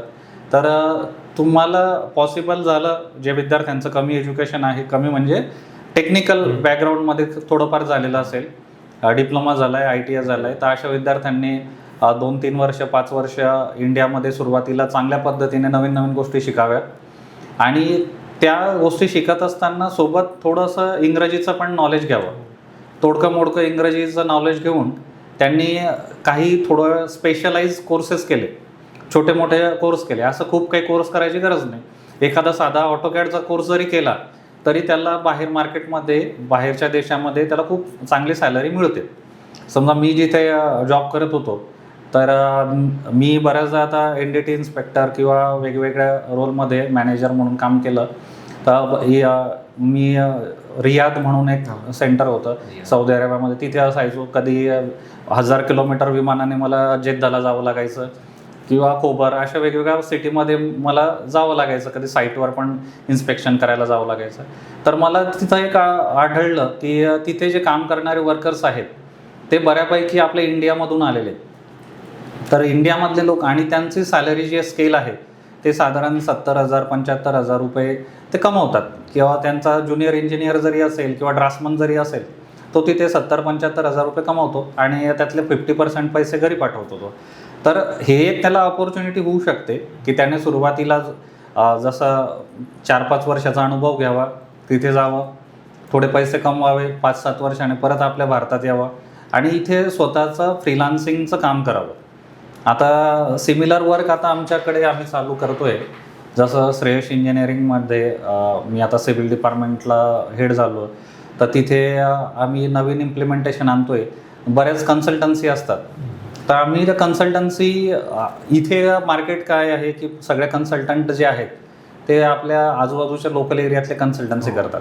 पण आता आम्ही अमेरिकन कॉन्क्रीट इन्स्टिट्यूट जी आहे ACI, तर त्या कोडवर काम करून किंवा ASNT नावाचं आहे नॉन डिस्ट्रक्टिव्ह टेस्टिंगचं सर्टिफिकेशन असतात, तर तिथले जे गल्फ कंट्रीमध्ये लागणारे लोकांना किंवा त्यांना मनुष्यबळाची गरज असते, पण आम्हाला तिथं न जाता इथूनच रिमोटली कसं ॲक्सेस करून त्यांच्यासाठी कन्सल्टन्सी करता येईल ते बघता येणार आहे. तर आता माझं त्याच्यावर वर्कआउट चालू आहे. ते एक सौदी अरेबिया आणि दुबईमध्ये 1-2 कंपनींसोबत आम्ही प्रयत्न करतोय आणि त्याचा MOU साईन करणार आहोत की ज्यावेळेस त्यांना जर तिथे गरज पडली मनुष्यबळाची, तर आमचा विद्यार्थी तिथे जाईल किंवा आमचा जो फॅकल्टी आहे तो तिथे जाईल, तिथे 7 दिवस 8 दिवसामध्ये ते काम पूर्ण करेल आणि रिटर्न येईल आणि त्यातून काहीतरी त्याला एक एक्स्ट्रा मनी भेटेल की जो आपल्या संस्थेसाठी किंवा आमच्या संस्थेसोबत स्वतःच्या डेव्हलपमेंटसाठी पण आपल्याला डिपार्टमेंटमध्ये वापरता येईल. तर तो एक आहे आमचा विचार, म्हणजे ते पण इम्प्लिमेंटेशन आहे. तर असे नवीन नवीन प्रयोग आपण करू शकतो, म्हणजे ज्याच्याकडे बेसिक क्लिअर झालं किंवा फंडामेंटल चांगले असले तर तुम्हाला मार्केटमध्ये खूप व्हॅल्यू आहे. आज रोजी खूप कामं मिळतात, कामांची कमी बिलकुल नाही आहे, फक्त चांगलं काम करणाऱ्यांची कमतरता आहे. तर ते आपला थोडासा प्रत्येक विद्यार्थ्यांना मेसेज तोच आहे की विद्यार्थ्यांनी नम्र राहावं आणि सगळ्यांशी व्यवस्थित राहावं. जरी तुम्हाला काही निर्णय जाचक वाटतात कधी कधी, पण ते जाचक नसतात, ते वन वे आपण विचार करतो त्यामुळे तसं वाटतात. पण ॲक्च्युअलमध्ये जसं आपण आरशात बघतो आपल्याला डावी बाजू उजवी दिसते, उजवी बाजू डावी दिसते, पण ॲक्च्युअलमध्ये तसं नसतं. तसंच सेम इथे पण आहे की बऱ्याचदा आपल्याला, जसं आता माझं PhD चालू होतं तेव्हा मी जेव्हा पण सरांना भेटायला जायचो, तर माझे सर जिथं समजा मी एका ठिकाणी प्राध्यापक पण होतो, पण जेव्हा टीचर समोर गेलं, प्राध्यापकांसमोर गेलं, त्यांचं कल्चर IITचं कल्चर होतं, तर ते तिथं समोर गेल्यावर त्यांना मला 2-2 तास उभं ठेवायचे. बस ते असं बोलायचं नाही कधी की बसा किंवा काय करा. त्यांनी मला ॲज अ स्टुडंट म्हणूनच कन्सिडर केलं होतं. तर मी माझ्या मनात कधी असा विचार नाही आला की सर मुद्दामून करतायत किंवा रागराग करतायत. मी उद्देश ठेवला की आपलं काम फोकस काय आहे, आपल्याला शिकायचं आहे. तसं प्रत्येक विद्यार्थ्याने एज्युकेशन घेताना, डिग्री घेताना, डिप्लोमा घेताना तोच विचार करावा की आपल्याला याच्यातून काय मिळणार आहे. तो विचार, इतर विचार न करता आज रोजी आपल्याला जास्तीत जास्त कसं मिळणार आहे ते एक होऊ शकतं. तरी 10वी आणि 12वीच्या विद्यार्थ्यांना तरी मला तरी एकच संदेश आहे की कुठलीही ब्रँच घ्या, सगळ्या ब्रँच चांगल्या आहेत. इवन तुम्ही सिव्हिल घेतली, मेकॅनिकल, इलेक्ट्रिकल ब्रँच जरी निवडली तरी तुमचं फ्युचर तुम्हाला चांगलं ब्राईट आहे. आणि जसं कॉम्प्युटरच्या मला जर पालकांना, म्हणजे ते एक सांगायचा मुद्दा आहे विद्यार्थ्यांना पण, की फ्युचरमध्ये कॉम्प्युटर ब्रँचला ऑपॉर्च्युनिटी आहेत, पण ज्या पद्धतीने यामागे 5 वर्षामध्ये तुम्हाला बघायला मिळाल्या त्या ग्रोथने नाही आहे आणि त्या सस्टेनेबल नाही आहेत. कॉम्प्युटरमध्ये डेली नवीन नवीन जनरेशनमध्ये AI टूल्स आलेले आहेत आणि त्या टूल्सचा वापर करून 4 लोकांचं काम एकटा व्यक्ती करू शकतोय सहजपणे. तर ते पण विद्यार्थ्यांनी विचार केला पाहिजे. पण आपल्या फील्डमध्ये तसं नाही आहे अजून. जर सिव्हिल म्हटलं किंवा मेकॅनिकल म्हटलं तर तिथे जरी प्रोडक्शनसाठी आपण मशीन वापरतोय, पण ते हाताळण्यासाठी जो इंजिनियर लागणारच आहे, ह्युमन लागणार आहे. तर त्यामुळे तो एक मुद्दा आहे की विद्यार्थ्यांनी कुठल्याही गोष्टीला बळी न पडतात किंवा कुठल्याही काहीतरी मार्केटमध्ये ऐकलं किंवा एखादे आपण पिक्चर बघतो लहान मोठे छोटे, तर पिक्चरमध्ये पण असं दाखवलं जातं की AIचा वापर खूपच झालेला आहे, की रोबोट अशा पद्धतीने हमला करतायत, वेगवेगळ्या पद्धतीने आता पुढचं म्हणजे जीवन जे आहे ते रोबोटच करेल. तर तसं नसणार आहे. तर विद्यार्थ्यांनी लक्ष ठेवा की तुमचं मनामधून जी ब्रँच तुम्हाला निवडूशी वाटते ती निवडा. आता तुम्हाला मजेशीर किस्सा सांगायचा ठरला तर मला जी ब्रँच घ्यायची होती सिव्हिल ब्रँच, तर मी 7वी 8वीत असताना आम्ही एका ब्राह्मणाकडे गेलो होतो. तर त्या ब्राह्मणाने माझा हात बघितला आणि त्या म्हणजे सहज बघितला त्याने, मी दाखवायला नव्हतो गेलो, दुसऱ्या सोबत गेलो होतो. तर त्याने सांगितलं तुम्ही काय करा म्हणे, भूमी रिलेटेड काम करा म्हणे. हां, तर भूमी रिलेटेड करा म्हणून मग तेव्हापासून 8वी पासून मी विचार करायचो की भूमी रिलेटेड काय काम असू शकतं, मला तर माहीत पण नव्हतं काय. त्याच्यानंतर मी 10वी झाल्यानंतर एका छोट्याशा एक बिल्डर होते तिथे जळगावमध्ये, तर त्यांच्याकडे मी जस्ट ऑफिस बॉय म्हणून लागलो होतो. तर 10वीची सुट्टी लागली, 3 महिने काय करायचं. विद्यार्थी काय, बरेच विद्यार्थी कसं करतात की म्हणजे 10वी झालेलं MSCIT कोर्स करायचे, त्यावेळेस तसा ट्रेंड होता, विद्यार्थी MSCIT कोर्स करायचा. पण मी असा विचार केला की MSCIT, मला कॉम्प्युटरचं आवड नव्हती, म्हणजे मनापासून नव्हती. मग मी विचार केला की जाऊ दे, दुसरं काहीतरी प्रॅक्टिकली विचार करू. तर 2-3 किलोमीटरवर एक ऑफिस होतं, तर तिथे ते बिल्डर होते, त्यांच्याकडे काही काम नव्हतं. पण मी जबरदस्ती त्यांच्याकडे गेलो, त्यांना म्हटलं मी तुमच्या ऑफिसमध्ये बसत जाईल, मला तुम्ही बघायचं आहे, फक्त निरीक्षण करायचं की काय काम असतं काय नाही. तर ते बोलले की ठीक आहे, मी बसू देईल म्हणे तुम्हाला, पण तुला असं ऑफिस बॉयचं काम करावं लागेल. कोणी आलं तर त्यांना सांगावं लागेल की सर आहेत, सर बाहेर गेलेत का, सर कुठे आहेत, कुठल्या साईटवर आहे, आणि त्यांचं मला माहिती द्यावं लागेल. मग मी दिवसभर बसायचो तिथे ऑफिसमध्ये, आणि मग मला कळायचं की त्यांच्या ऑफिसमध्ये वेगवेगळे प्लॅन्स लावलेले राहायचे, त्यांचे प्रोजेक्ट लावलेले राहायचे. मग तिथे काही वेंडर्स यायचे, काही आज ठेकेदार यायचे, मग त्यांचं ते पेमेंट कसं करायचे, त्यांचे खाता बुक बघायचो, त्यांच्या डायरी बघायचो. तर मला म्हणजे वेळेमध्ये, रिकामा वेळेमध्ये बरंच ते बघण्यासाठी, निरीक्षण करायला संधी मिळाल्या. मग तिथून मला परत, मग त्यावेळेस कसं होतं, मी जेव्हा म्हणजे डिप्लोमाला जाणार होतो तेव्हा ते बिल्डर्स जे होते, तर त्यांनी मला एक सल्ला दिला होता, हे बघ, काही जरी झालं तरी सिव्हिल इंजिनियर उपाशी राहू शकत नाही, त्याला काहीतरी पैसे भेटतीलच. तर तू विचार करायचा आहे. आणि त्यावेळेस कॉम्प्युटर जे होतं तेवढं म्हणजे नवीन आलेलं होतं. आणि दुसरा मुद्दा असा होता की त्याचे बुक्स जे होते ते खूप कॉस्टली होते कॉम्प्युटर इंजिनिअरिंगचे. मग माझ्या मनामध्ये विचार आला की हा व्यक्ती जो आहे तो इतक्या वर्षापासून ते व्यवसाय करतोय सिव्हिल इंजिनिअरिंगचा, आणि तो सांगतोय, त्यावेळेस सिव्हिलला दिवस चांगले नव्हते, पण त्याने मुद्दामून मला सांगितलं, मुद्दामून म्हणजे इंटेन्शनली सांगितलं की बाबा बघ, आता मार्केट डाऊन आहे, यावेळेस सगळीकडे 30-30चीच इंटेक होती, 30 विद्यार्थ्यांचीच बॅच राहायच्या. तू जर आता डिग्री घेतली तर तुला 4-5 वर्षानंतर चांगले दिवस येतील आणि तू नंतर माझं नाव काढशील. आणि दुसरं, मग तशा पद्धतीने मी थोडंसं माझा कल तिकडे वळाला सिव्हिल इंजिनिअरिंगकडे. तर अशा काही तुम्ही म्हणू शकतात की मध्ये तुमच्या लाईफमध्ये काही गोष्टी येतात किंवा प्रसंग येतात, मग त्या सिच्युएशनमधून आपल्याला थोडा क्ल्यू मिळतो की नाही, आपण इथे वळायला पाहिजे, आणि तिथून मग आपण जर्नी चालू करतो. त्यामुळे प्रत्येकाने, जरी तुमचा पाथ चुकीचा निवडला असेल, तुम्हाला वाटतोय की तो पाथ चुकला आहे, पण तो पाथ चुकलेला नसतो, त्याला तुम्हाला शेप द्यायची गरज आहे. तर फ्युचरमध्ये तुम्हाला जेव्हा जेव्हा संधी भेटतात तेव्हा तुम्ही ॲडिशनल गोष्टी कंपाईल करा, त्याच्यासोबत शिका, तर तुम्हाला त्याचा फायदा होतो. सरांनी एकदम इत्थंभूत आणि एकदम डिटेलमध्ये सांगितलं आहे की मला असं वाटतं की जो कोणी 10वी पासआउट असेल किंवा 12th पासआउट असेल, त्याचे सगळे शंकाचे निरसन झालेले असावेत. डिटेलमध्ये सरांनी सगळं सांगितलं आहे. मी 3 मुद्दे याच्यापैकी मांडतो, सरांनी जे एक्सप्लेन केले. की पहिला मुद्दा सरांनी सांगितलं आहे आता एक्सप्लेन करताना की पोलाइटनेस इज व्हेरी इम्पॉर्टंट. मी पण जेव्हा माझ्या स्टुडंटला शिकवतो, सांगतो त्यांना हेच सांगतो की इंटरव्ह्यू असू द्या किंवा लाईफ असू द्या, पोलाइटनेस इज व्हेरी इम्पॉर्टंट. जी तुम्ही समजा 0वर असाल, 0 से आपको शिखर तक जा सकता है, तो वो सिर्फ पोलाइटनेस आहे. सरांनी तोच मुद्दा अधोरेखित करतो मी सरांचा. तुम्ही कुठल्याही क्षेत्रात जा, पोलाइटली राहा, politeness is very important. Second मुद्दा सरांनी जो एक्सप्लेन केला आहे की तुम्ही फोरकास्टिंग करा. तुम्ही कुठलेही ब्रांच निवडायची असं काय असेल, सरांनी बोलता बोलता सांगितलं आहे की जो कोणी समजा तुम्हाला सिव्हिल इंजिनिअरिंगमध्ये जायचं आहे, तर 10 वर्ष ज्यांनी काम केलं, जिथं काम, त्याचं तुम्ही एकदा फोरकास्टिंग करा, त्याला विचारा. मेकॅनिकल घ्यायचं, त्यांनी जिथं काम केलं असेल एखाद्या वरिष्ठ व्यक्तीने, त्याचं फोरकास्टिंग करा आणि मग निवडा.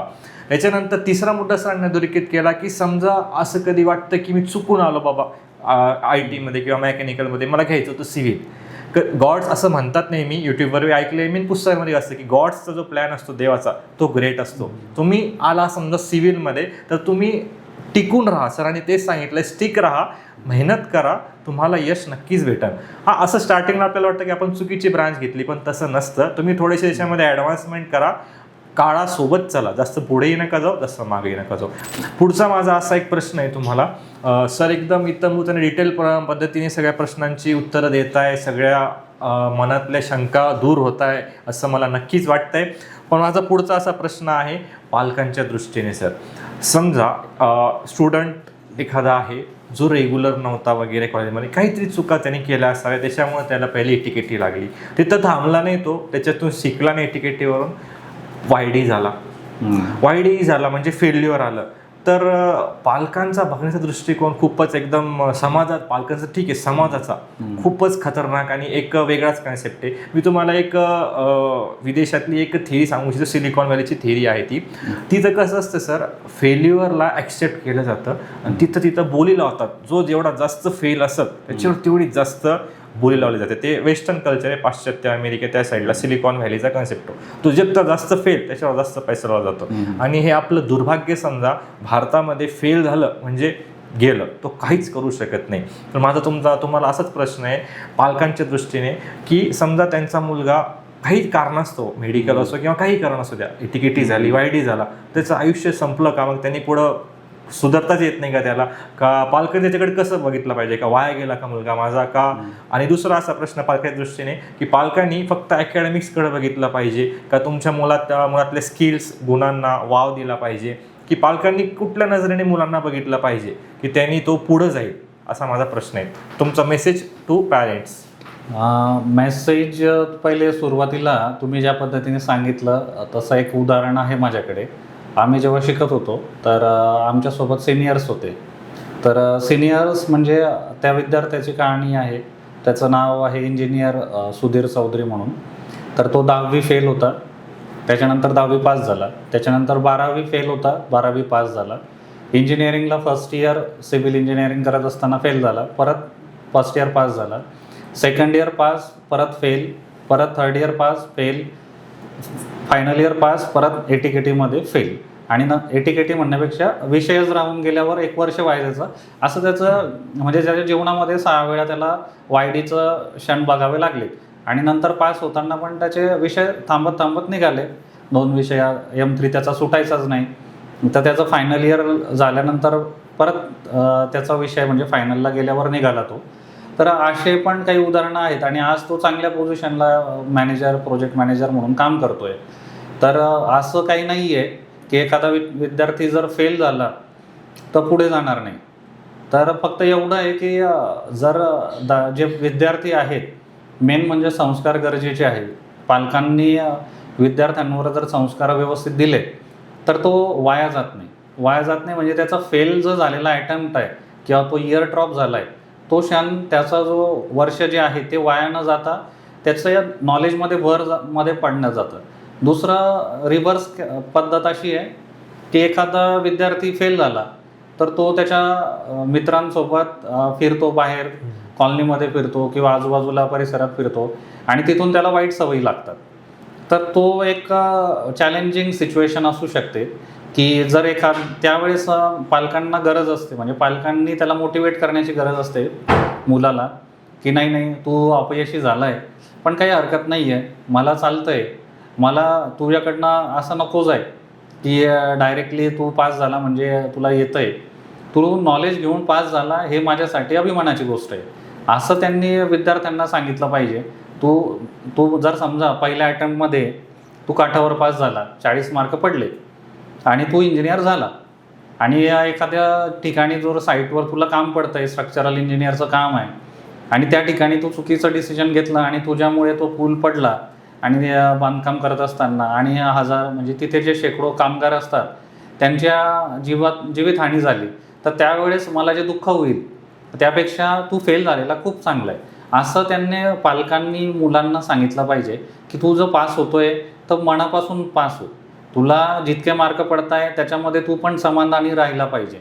आणि माझं अपेक्षा एवढीच आहे पालकांची की तू फक्त डिग्री घे आणि डिग्री घेतल्यानंतर तू स्वतःला काबिल समज की आज रोजी तुला सिव्हिल इंजिनियर झाला आहे असं तुला स्वतःमधून तुझ्या मनाला वाटलं पाहिजे. कोणी तुला 4 लोकांनी जर प्रश्न विचारला तर तुला त्या प्रश्नाचं उत्तर देता आलं पाहिजे. त्यावेळेस तुला मनात मान खाली घालावी लागणार नाही आणि सुदैवाने जर तू चांगल्या पद्धतीने म्हणजे त्याच मार्गावर राहिला तर तुला चांगल्या ऑपॉर्च्युनिटी भेटतील.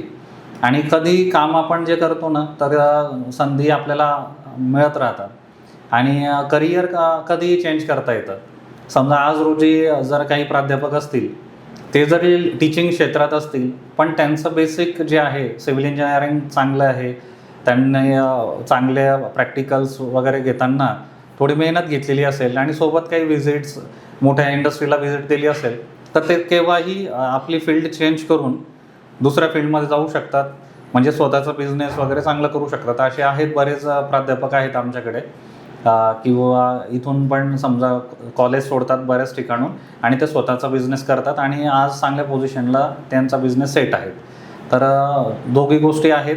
फक्त एवढंच आहे की आपल्याला त्यावेळेस संयम बाळगणे गरजेचे आहे. ज्या वेळेस पण आपल्याला अपयश येत आहे आणि आपला जो मार्ग आहे तो जो स्टिकअप धरून तो चालणे गरजेचं आहे आणि स्वतःचं अवलोकन करणे गरजेचं आहे की बस बाबा. आणि एखाद्याला वाटतं आहे की खूपच अवघड आहे तर त्याने पास होण्यासाठी समजा आपल्याला क्षमता कमी पडत आहेत तर कुठल्या मार्गदर्शकांना ज्याच्याकडे अवेलेबल आहे त्याच्याकडे जाऊन तो विषय शिकून घ्यावा, की जे आता बरेच क्लासेस अवेलेबल असतात, ऑनलाईन कोचिंग असतात, तर थोडी माफक फी देऊन ते आपण कवर करू शकतो. आणि दुसरा मुद्दा असा आहे की जर आपल्याला 1 वर्ष वाया गेलं तर आपलं भविष्यातलं साधारण तुम्ही असं विचार करू शकतात की 20-25 लाखाचं नुकसान झालेलं आहे. आता त्याचं उदाहरण म्हणजे कसं, आता एखादा फर्स्ट इयर जो एखादा विद्यार्थी 4 वर्षात डिग्री पासआउट झाला तर 5व्या वर्षी तो सुरुवातीला जॉबला लागतो. लगेच त्याला सुरुवातीला 10-15 हजार पगार असतो काहीतरी, मग त्याचं प्रमोशन पहिल्या पगारावर अवलंबून असतं आणि असं होत होत त्याच्या लाईफमध्ये जे कम्युलेटिव्ह प्रमोशन्स असतात तर त्याचं आपण जर गोळाबेरीज केली तर तुम्हाला कळेल की आपल्या 1 वर्षाची किंमत जरी नसली तरी त्याची किंमत खूप मोठी आहे जर आपण क्युम्युलेटिव्ह विचार केला तर. पण ते आपल्या स्वतःच्या जीवनापेक्षा जास्त मोठी नाही आहे. तर तो एक आहे. आणि दुसरा मुद्दा तीच केस दुसरी आहे, एखादा विद्यार्थी 4 वर्ष पासआउट झाला रेग्युलरमध्ये आणि तो एखाद्या व्यसनाच्या आहारी गेला तर तो ज्याने कमाई जितकी केली असेल त्याला जरी प्रमोशन फास्ट भेटत असले त्याच्या डबल त्याचा खर्च वाढत चालतो. तर ते त्यापेक्षा जो वायडी झालेला विद्यार्थी आहे आणि तो व्यवस्थित ट्रॅकवर आहे तर ते दोघी एक समान रेषेत पण येऊ शकतात. तर दोघांसाठी संदेश आहे, तर काही डगमगायची गरज नाही आहे, जास्त विचार करायची गरज नाही आहे, जे आहे ते व्यवस्थित आहे.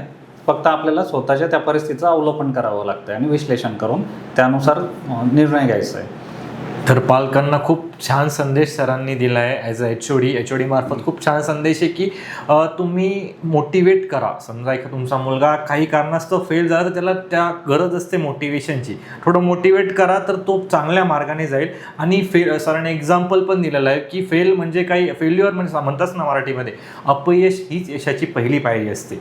तुम्ही चांगल्या मार्गाने त्याला घ्या फेल्युअरला, निगेटिव्ह माइंडसेट नका ठेवू, पॉझिटिव्ह अप्रोचने जा, नक्कीच तुमचं पूर्ण बेनिफिट होईल. सर माझा पुढचा असा प्रश्न आहे, फेल्युअरवरचे समजा आता कब तक अपन सिर्फ जॉब जॉब जॉब करते रहेंगे, कब तक सिर्फ इंडिया में जॉब जॉब के लिए ढूंढते रहेंगे? क्या कभी इंडिया में आप ऐसा नहीं सोच सकते कि अपन job creator we are finding the बनेंगे, अपन जॉब देंगे? मतलब याचा सरळ सरळ अर्थ आहे की माझा मुद्दा जातो आहे एंटरप्रेन्योरशिपकडं. उद्योजकता हा खूप चांगला कन्सेप्ट आहे आणि मी असं ऐकून पण आहे आणि डेफिनेटली लाईव्ह एक्झाम्पल पण पाहिलेत की सिव्हिल इंजिनियर हे जे आहेत हे खूप चांगले एंटरप्रेन्योर बनतात. हे मी ऐकलं आणि पाहिलं पण आहे. तर आपलं काय मत आहे की सिव्हिल इंजिनियरने उद्योजकता एंटरप्रेन्योरशिप डेव्हलपमेंटकडं किंवा एंटरप्रेन्योरकडं कसं बघितलं पाहिजे? तो आता बऱ्याच स्टार्टअप निर्माण झालेले आहेत, छोटे मोठे स्टार्टअप आलेले आहेत आणि प्रत्येकाचा प्रयत्न, बऱ्याच विद्यार्थ्यांचा आता कल वाढलेला आहे. जरी आपल्याला ट्रॅडिशनल मेथड वाटत आहे पण त्यातूनही बाहेर बरेच विद्यार्थी स्वतःचे छोटे छोटे उद्योग करत आहेत. आपल्याला ते फक्त माहिती पडत नाही आहे. समजा एखादा विद्यार्थी जॉब करतो तर जॉब करत असताना त्याला एखाद्या दिवशी रविवारी सुट्टी असते किंवा शनिवारी किंवा घरी गेल्यावर 8 तास काम झाल्यानंतर तो घरी जातो तर बऱ्याचदा त्याला वेळ मिळतो तर तो स्वतः पार्ट टाईम फ्रीलान्सिंगचे कामं घ्यायला लागलेला आहे. त्याच्याकडे काही डिझाईनचे कोर्सेस केलेले असतात, काही आर्किटेक्ट केलेलं असतं, काहींनी BIM किंवा वेगवेगळे सॉफ्टवेअर्स आता आलेले आहेत की त्यामध्ये फक्त छोटा एखाद्या सॉफ्टवेअर जर कमांड जरी असेल तर त्यामधून आपल्याला म्हणजे वेगवेगळ्या कंपन्यांमधून, मोठ्या कंपन्यांतून आपल्याला छोटे छोटे कॉन्ट्रॅक्ट मिळतात. आता जसं मी परत एकदा उदाहरण सांगतो, जेव्हा मी सौदीमध्ये होतो तेव्हा आमच्याकडे काय असं कामाचा व्याप जास्त होता. ते आम्ही काय करायचो, फ्रीलान्सर शोधायचो. जर आमच्याकडे काम खूप मिळालं आणि त्या कामाला मॅनपॉवर तिथे नसेल, आमच्याकडे अवेलेबल नसेल, तर आम्ही ते काम दुसऱ्याला देऊन टाकायचो लगेच. म्हणजे काम आम्हालाच मिळालेलं राहायचं, पण आम्ही त्याला सब कॉन्ट्रॅक्ट द्यायचो. मग तेच सेम सिच्युएशन, मग तो सब कॉन्ट्रॅक्ट किती लोकांनी मिळून करावा, तो त्या सब कॉन्ट्रॅक्ट घेणाऱ्याचा प्रश्न आहे. मग तसंच इथे आहे. जर आपल्याला उद्योजक बनायचं आहे तर सुरुवातीला आपल्याकडे 2 गोष्टी, की एक तर पैसा हवा किंवा मग दुसऱ्या नॉलेज हवं. जर आपल्याकडे पैसा असेल तर आपण नॉलेज असलेल्या लोकांना कामाला ठेवून आपण बिझनेसची सुरुवात करू शकतो. आणि जर आपल्याकडे पैसा नसेल तर आपण आपल्या नॉलेजचा वापर करून छोटे छोटे कॉन्ट्रॅक्ट आपल्याला स्वतःला कसे घेता येतील आणि पैसा मिळवता येईल तो बघायचा पाहिजे. आणि नंतर आपण बिझनेसचं फुल टाईम मॉडेल क्रिएट केलं पाहिजे. तर खूप छान असं एक्सप्लेनेशन सरांनी उद्योजकता या विषयावर पण चर्चा केली आपण. तर पूर्ण 360 डिग्री अप्रोच असा आपला हा पॉडकास्ट चालू आहे सर. माझा पुढचा एक सिम्पल प्रश्न आहे सर. तुम्ही आता सध्या head of the department civil इंजिनिअरिंगमधून श्रेयश कॉलेज ऑफ इंजिनिअरिंगमध्ये कार्यरत आहात.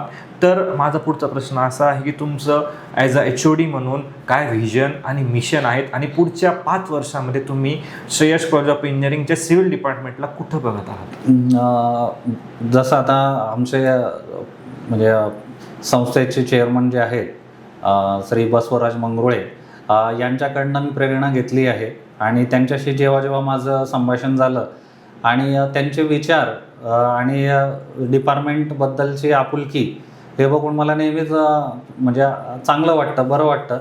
तर मला तरी असं वाटतं की आमचं जे आता सध्याचं शॉर्ट टर्म जे असेल तर आम्हाला टॉप 10 कॉलेजेस जे आहे महाराष्ट्रातले, की त्या टॉप 10 कॉलेजेसमधले आम्हाला येण्याचा प्रयत्न आहे. आणि तो आम्ही करतो आहे. ज्या ज्या पद्धतीने आम्हाला अपॉर्च्युनिटी भेटतील त्या पद्धतीने आम्ही चांगले इतर ॲडिशनल कोर्सेससुद्धा राबवतो आहे. आमचे फॅकल्टीसुद्धा विद्यार्थ्यांना प्रॅक्टिकल्स जे आहेत तर ते स्टॅडचे कोर्सेससुद्धा फ्री ऑफ कॉस्ट विद्यार्थ्यांना शिकवत आहे कॉलेजेसमध्येच. ऑटोकॅड शिकवत आहेत. आणि ॲडव्हान्स कोर्सेससाठी आम्ही आजूबाजूला जे लोकल रिसोर्सेस अवेलेबल आहेत त्यांचे गेस्ट लेक्चर पण अरेंज करतो आहे. तर यातून आम्हाला असं वाटतं आहे की आमचा जो विद्यार्थी आहे तो बेरोजगार राहणार नाही आहे. आणि जर त्याला चांगला जॉब मिळणार आहे तर आपोआपच तो आमचं पब्लिसिटी करणार आहे. त्यामुळं आम्हाला निश्चित खात्री आहे की जे श्रेयश इंजिनिअरिंग कॉलेज आहे त्यातल्या त्यात सिव्हिल इंजिनिअरिंग जे डिपार्टमेंट आहे त्याची लेवल आमची उंचावणार आहे. आणि महाराष्ट्रातल्या टॉप 10 कॉलेजेसमध्ये ते आम्हाला बघायला मिळेल. आणि विद्यार्थी आमचा सार्वभौम किंवा मग त्याला नॉलेजेबल असला पाहिजे. त्याला जे गरजेचं नॉलेज आहे तर ते कमी न पडता जास्तीत जास्त मल्टीडिसिप्लिनरी कसा अप्रोच ठेवून आम्हाला त्याला काम देता येणार आहे, तो आमचा एक थोडा मिशनचा पार्ट आहे. की त्याला सिव्हिल इंजिनिअरिंगसोबत कॉम्प्युटर इंजिनिअरिंग पण कसं सोबत जोडता येईल तो एक विचार करतो आहे आम्ही. की ॲडिशनली सिव्हिलची एक डिग्री राहील आणि त्याला कॉम्प्युटरचा पण थोडा टच राहील. जसं मशीन लर्निंग आहे किंवा रोबोटिक्स आहे, त्यातला काही पार्ट आपल्याला सिव्हिलमध्ये कसा इंट्रोड्यूस करता येईल त्यावर पण आहे. 3D प्रिंटिंग आहे. तर हे 3D प्रिंटिंग हा जो थोडासा नवीन मार्केटमध्ये बूमिंग एरिया आहे की जिथं फ्युचरमध्ये 7-8 वर्षानंतर आपल्याला जे पण घर बांधणार आहोत आपण, तर तिथं मशिनरीच्या साह्यानेच आपल्याला ते ऑपरेट करून कन्स्ट्रक्शन करावं लागणार आहे. तर त्यामुळे आतापासूनच आम्ही त्यावर काम करतो आहे आणि विद्यार्थ्यांच्या मनामध्ये त्याच्याबद्दल जागृती निर्माण करतो आहे. तर आमचं तरी श्रेयशबद्दलचं आणि कॅम्पस पण खूप मोठा आहे. 55 एकर कॅम्पस आहे. चांगलं निसर्गरम्य वातावरणात आहे. तर विद्यार्थी तिथे आल्यावर भारावून जातो. कुठलाही व्यक्ती जर तिथं कॅम्पस बघेल तर त्याला असं वाटतं की इथे आपलं जीवन राहिलं पाहिजे. इथंच आपल्या कॅम्पसमध्ये तिथे कल्चर जे डेव्हलप झालं आहे तिथून बऱ्याचपैकी त्याला मोटिवेट होतात. आणि 5-6 ॲल्युमिनी पण जेव्हा आम्हाला भेटायला येतात ते चांगले स्वतःचे स्टार्टअप त्यांनी चालू केले, बिझनेस करतायत. तर ह्या सगळ्यांच्यामुळे आम्हाला थोडं आहे. आणि आता आमचं पाश्चिमात्य देशां म्हणजे विचार चालू आहे की बाबा तिथे पण आपलं कोलॅबरेशन कसं वाढवलं जाईल. तर साहजिकच आहे सगळ्या गोष्टी पेपर आउट होतील, चांगल्या पद्धतीने मार्केटमध्ये तुम्हाला नाव बघायला मिळेल आणि विद्यार्थ्यांचा कल पण सिव्हिलमध्ये वळेल. आणि विद्यार्थ्यांचं जीवन उंचावेल. आणि सदैव आता आमचा तर प्रयत्न असाच आहे की जो पण काही विद्यार्थी असेल तो कॉलेजचा असेल नसेल 12वीतला असेल, पालक असतील की ज्यांना संभ्रम पडतो की बाबा मुलाला काय करावं, काउन्सलिंग करावं, ॲज अ काउन्सलर म्हणून फ्री ऑफ कॉस्ट मी कधीही अवेलेबल आहे. तर तुम्ही कधी पालकांनी जर सिव्हिल डिपार्टमेंटला आले आणि चर्चा केली तर त्यांना मदतीचा हात आहेच आमच्याकडनं. आमच्या कॉलेजमध्ये NIT IITमधून पासआउट झालेले प्राध्यापक शिकवायला सुद्धा आहेत. तर त्यांचं पण एकाच ठिकाणी विद्यार्थ्यांना थोडंसं मार्गदर्शन मिळू शकतं. बऱ्याच मार्केटमध्ये काउन्सलर आहेत की जे स्वतः इंजिनियर नाही आहेत पण ते काउन्सलिंग करतायत. त्यांनी स्वतः कधी तो ट्रेड घेतलेला नसतो पण ते त्या ट्रेडबद्दल माहिती सांगतात. तर तसं न होता प्रॉपर जे मनुष्य आहेत ज्यांचा एक्सपर्टाईज आहे त्याचा फायदा घेता येऊ शकतो विद्यार्थ्यांना. सरांनी खूपच छान असं सांगितलंय पूर्ण व्हिजन आणि मिशनबद्दल. Sir, on behalf of ABC trainings and our MD CEO Avinash Bhaskar Chate sir, आणि सगळ्यांकडून तुम्हाला खूप खूप शुभेच्छा. माझा लास्ट प्रश्न असा आहे की आता AI बेस्ड खूप चालू आहे मार्केटमध्ये, तर टीचरकडून एक माझा प्रश्न आहे. समजा टीचरकडून तर कन्व्हेन्शनल टीचिंग आता काय बंद होणार आहे, सगळं ब्लॅकबोर्ड आणि पेन यात ब्लॅकबोर्ड आणि खडू किंवा चॉक ही टीचिंग किंवा कन्व्हेन्शनल मेथड टीचिंग ही बंद होऊन AIचं टीचर येणे तो सगळं शिकवलं असं मार्केटमध्ये एक मिथ पसरवलं जातं. जसे तुम्ही चर्चा केलीच मध्येच की मार्केटमध्ये काही पण मिथ यूट्यूबवरती कुठेही सांगितलं जातं. तर टीचरकडून असा एक प्रश्न आहे माझा की टीचरचा रोल संपणार आहे का फक्त AI शिकवू शकतो का? AIचा टीचर नॉर्मल जो आपले टीचर्स असतात, गुरुजन असतात, त्यांच्या लेवलने शिकवू शकतो का? टीचरने अशा वेळेस अशा टेक्नॉलॉजीकडे काय बघितलं पाहिजे?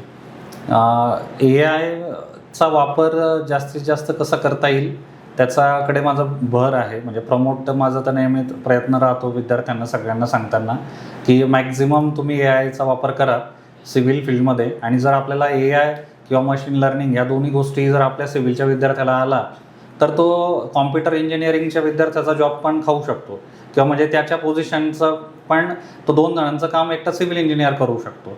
तर मला तरी ते नेहमी वाटतं की AIचा वापर चांगला होतो आहे मार्केटमध्ये. आणि फ्युचरमध्ये टीचिंग क्षेत्रामध्ये पण चांगल्या अपॉर्च्युनिटी आहे की AI त्याचा चांगला वापर करून चांगले टीचिंग करू शकतो. फक्त रिप्लेस करू शकतो का नाही तो संभ्रम आहे. रिप्लेस करणं पॉसिबल नाही आहे, कारण AI खरेदी करणं जे पण इन्स्टिट्यूट्स आहेत, ज्या पण कॉलेजेस आहेत, तर त्यांना AIचे रोबोट्स खरेदी करावे लागतील. तर तिथं त्यांचं भांडवल जो आहे तो आज रोजी सुरुवातीला इनिशियल इन्व्हेस्टमेंट खूप होणार आहे. तर त्यामुळे सहजासहजी ते रिप्लेस होणार नाही आहे. पण हां, एक असं म्हणजे कॉलेजमध्ये तुम्हाला काही वर्षानंतर बघायला मिळेल की एक रोबोट आहे किंवा AI जनरेटेड सिस्टीम आहे की ते विद्यार्थ्यांसाठी उपलब्ध आहे की ते वेगवेगळे टीचर्स अवेलेबल करून म्हणजे वेगवेगळे कन्सेप्ट शिकवते. पण ते कधी होईल की ज्यावेळेस आपल्याकडे त्या पद्धतीने इन्फ्रास्ट्रक्चर डेव्हलप करावं लागेल. AIचा जर समजा ट्रेनर असेल, टीचर असेल, तो वर्गात शिकवत पण असेल पण त्याचे सुद्धा लिमिटेशन्स असतील. त्याला ऑपरेट करायला पण बॅटरी पॉवर लागेल, सगळ्या गोष्टी लागतील. समजा तो कम्फर्टेबल पाहिजे आपल्या वातावरणामध्ये, त्याला AC लागतो का किंवा इतर गोष्टीमध्ये आपला एक्स्ट्रा खर्च होतोय का, तर याचा पण आपल्याला ॲनालिसिस करावं लागेल. त्यामुळे असं सांगू नाही शकत कुठलाही व्यक्ती की AIला रिप्लेस करेल. पण ट्रॅडिशनल पद्धत आहे ती कायम चालू राहील हे प्रत्येकजण सांगतोच आणि त्याला पर्याय नाही आहे. आणि AIचा वापर कुठे करू शकतो आपण टीचिंगमध्ये की काही ज्या ॲडव्हान्स टेक्नॉलॉजीच्या गोष्टी आहेत तिथे आपल्याला बरेच पुस्तकं वाचावे लागत आहेत किंवा सायमल्टेनियसली आपल्याला कमी वेळामध्ये जास्तीत जास्त विद्यार्थ्यांपर्यंत पोचवायचं आहे आणि खूप कमी टाईम आहे आणि समरी पॉईंट ऑफ व्ह्यू विद्यार्थ्यांना कन्वे करायचे मेसेज किंवा जे मेकॅनिकल थिंग्स अशा पद्धतीने आपल्याला विद्यार्थ्यांना ट्रेंड करायचं आहे. तर त्यावेळेस AIचा टीचर गरजेचं आहे. पण सिव्हिलचे काही प्रॅक्टिकल्स आहेत तर तिथे AIचा टीचर फक्त त्याला ओरली सांगू शकेल. पण आता बऱ्याचदा आम्हाला काय करावं लागतं, मिक्सर आहे आमच्याकडे कॉन्क्रीट करताना, तर त्या मिक्सरजवळ उभं राहून ते नॉब बटन दाबा काय करा, तर तिथे तो समजा AI ऑपरेट करणारी मशीन आणि तिथे समजा बऱ्याचदा इलेक्ट्रिकची वायर लीक असते, तिथे तो डिटेक्ट करेल का तो इश्यू आहे आणि मग तिथे त्याला इन्फ्लुएन्स क्रिएट होतो का मग ते मॉडेल फेल होतं का, तर ह्या सर्व गोष्टी आहेत. त्यामुळे सुरुवातीला हे 10 वर्ष तरी आमच्या सिव्हिल सेक्टरमध्ये आम्हाला AIचा वापर तरी दिसत नाही आहे, पण दिसत नाही म्हणजे टीचिंगमध्ये, पण इतर क्षेत्रामध्ये त्याचा आपल्याला प्रॅक्टिकली साईटवर त्याचा वापर 3D प्रिंटिंगच्या स्वरूपामध्ये कन्स्ट्रक्शन करताना मिळणार आहे.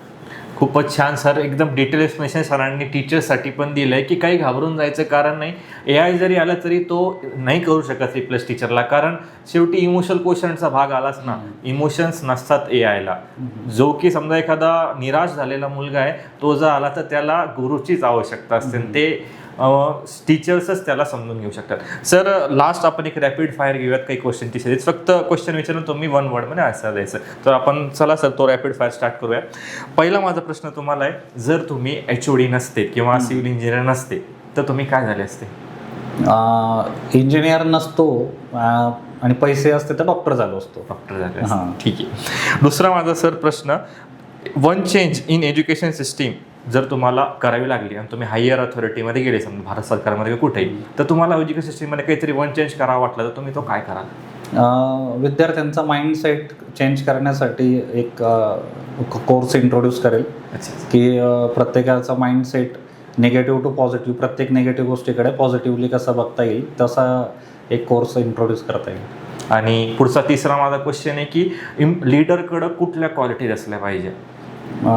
लीडरकडे सगळ्यात प्रथम तर संयम असला पाहिजे आणि क्वालिटीमध्ये बऱ्याच क्वालिटीज लागतात लीडरला. तर मेन म्हणजे कॉन्फिडन्स गरजेचा आहे आणि पेशन्स. आणि सुरुवातीला काही जरी झालं म्हणजे डिपार्टमेंट असेल किंवा काही जरी झालं तर त्याला कॉन्फिडेंटली सांगता आलं पाहिजे की ही गोष्ट बरोबर आहे आणि ट्रूथ आणि अनट्रूथ आहे, समजा ट्रू अँड फॉल्स, ज्याचं आकलन नसलं पाहिजे की गोष्ट करेक्ट आहे का रॉंग आहे. आणि अशाच बऱ्याच गोष्टी सांगता येतील, पण आता ते असं छोट्या म्हणजे उदाहरणातून नाही सांगता येणार. चालेल. पुढचा माझा चौथा क्वेश्चन असा आहे तुम्हाला, आत्तापर्यंत तुमच्या जीवनामध्ये भेटलेली सर्वात बेस्ट ॲडवाईस? स्वतःचं काम स्वतःच करायचं आमच्या सरांनी सांगितलं आहे. आमचे म्हणजे जसं PhD करत असताना नेहमी मी डॉक्टर SR भगत यांचं मार्गदर्शन लाभलं आहे. तर बऱ्याचदा त्यांनी असे काही कन्सेप्ट होते की ते मला शिकवले नाही. ते म्हणायचे हे तुला शिकायचे आणि तू शिकून आल्यावर मी चेक करेल की बाबा तुला किती कळालं आहे. तर त्यामध्ये जे मला जास्त शिकायला मिळालं, किंवा जेव्हा आपल्याला माहितीच नसतं, आपण पाण्यात पडतो, पाण्यात पडल्यावर आपल्याला माहिती असतं यातून बाहेर निघायचं असेल तर आपल्याला स्वतःला हातपाय हलवावं लागणार आहे. तर तशी परिस्थिती जेव्हा जेव्हा आपल्या सिच्युएशन्स आली माझ्या आयुष्यात, तर ती त्याच्यामुळे मला खूप फायदा झाला. पुढचा sir non technical question, best movie, तुम्ही मूवी आवडतात तुम्हाला बघायला मूवीज? हो. तर बेस्ट मूवी तुम्हाला कुठली आवडली आतापर्यंत? नाव? 3 इडियट आता बऱ्याच जणांना आवडते. 3 इडियट. आणि दुसरा एक इमोशनल मूवी होता विवाह नावाचा, तर तो पण चांगला. Best Bollywood actor?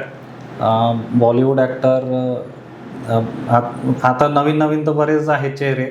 तर तसं तर प्रत्येक पिक्चर बघितल्यावर प्रत्येक ॲक्टर त्या सीनसाठी चांगलाच फिट वाटतो. तरी अक्षय कुमार पंक्च्युअलिटी आहे. Best actress?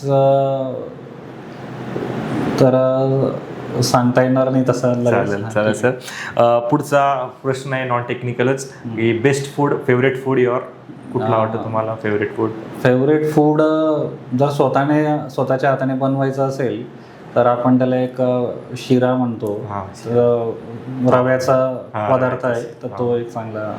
आणि last question sir, your opinion about our ABC trainings India?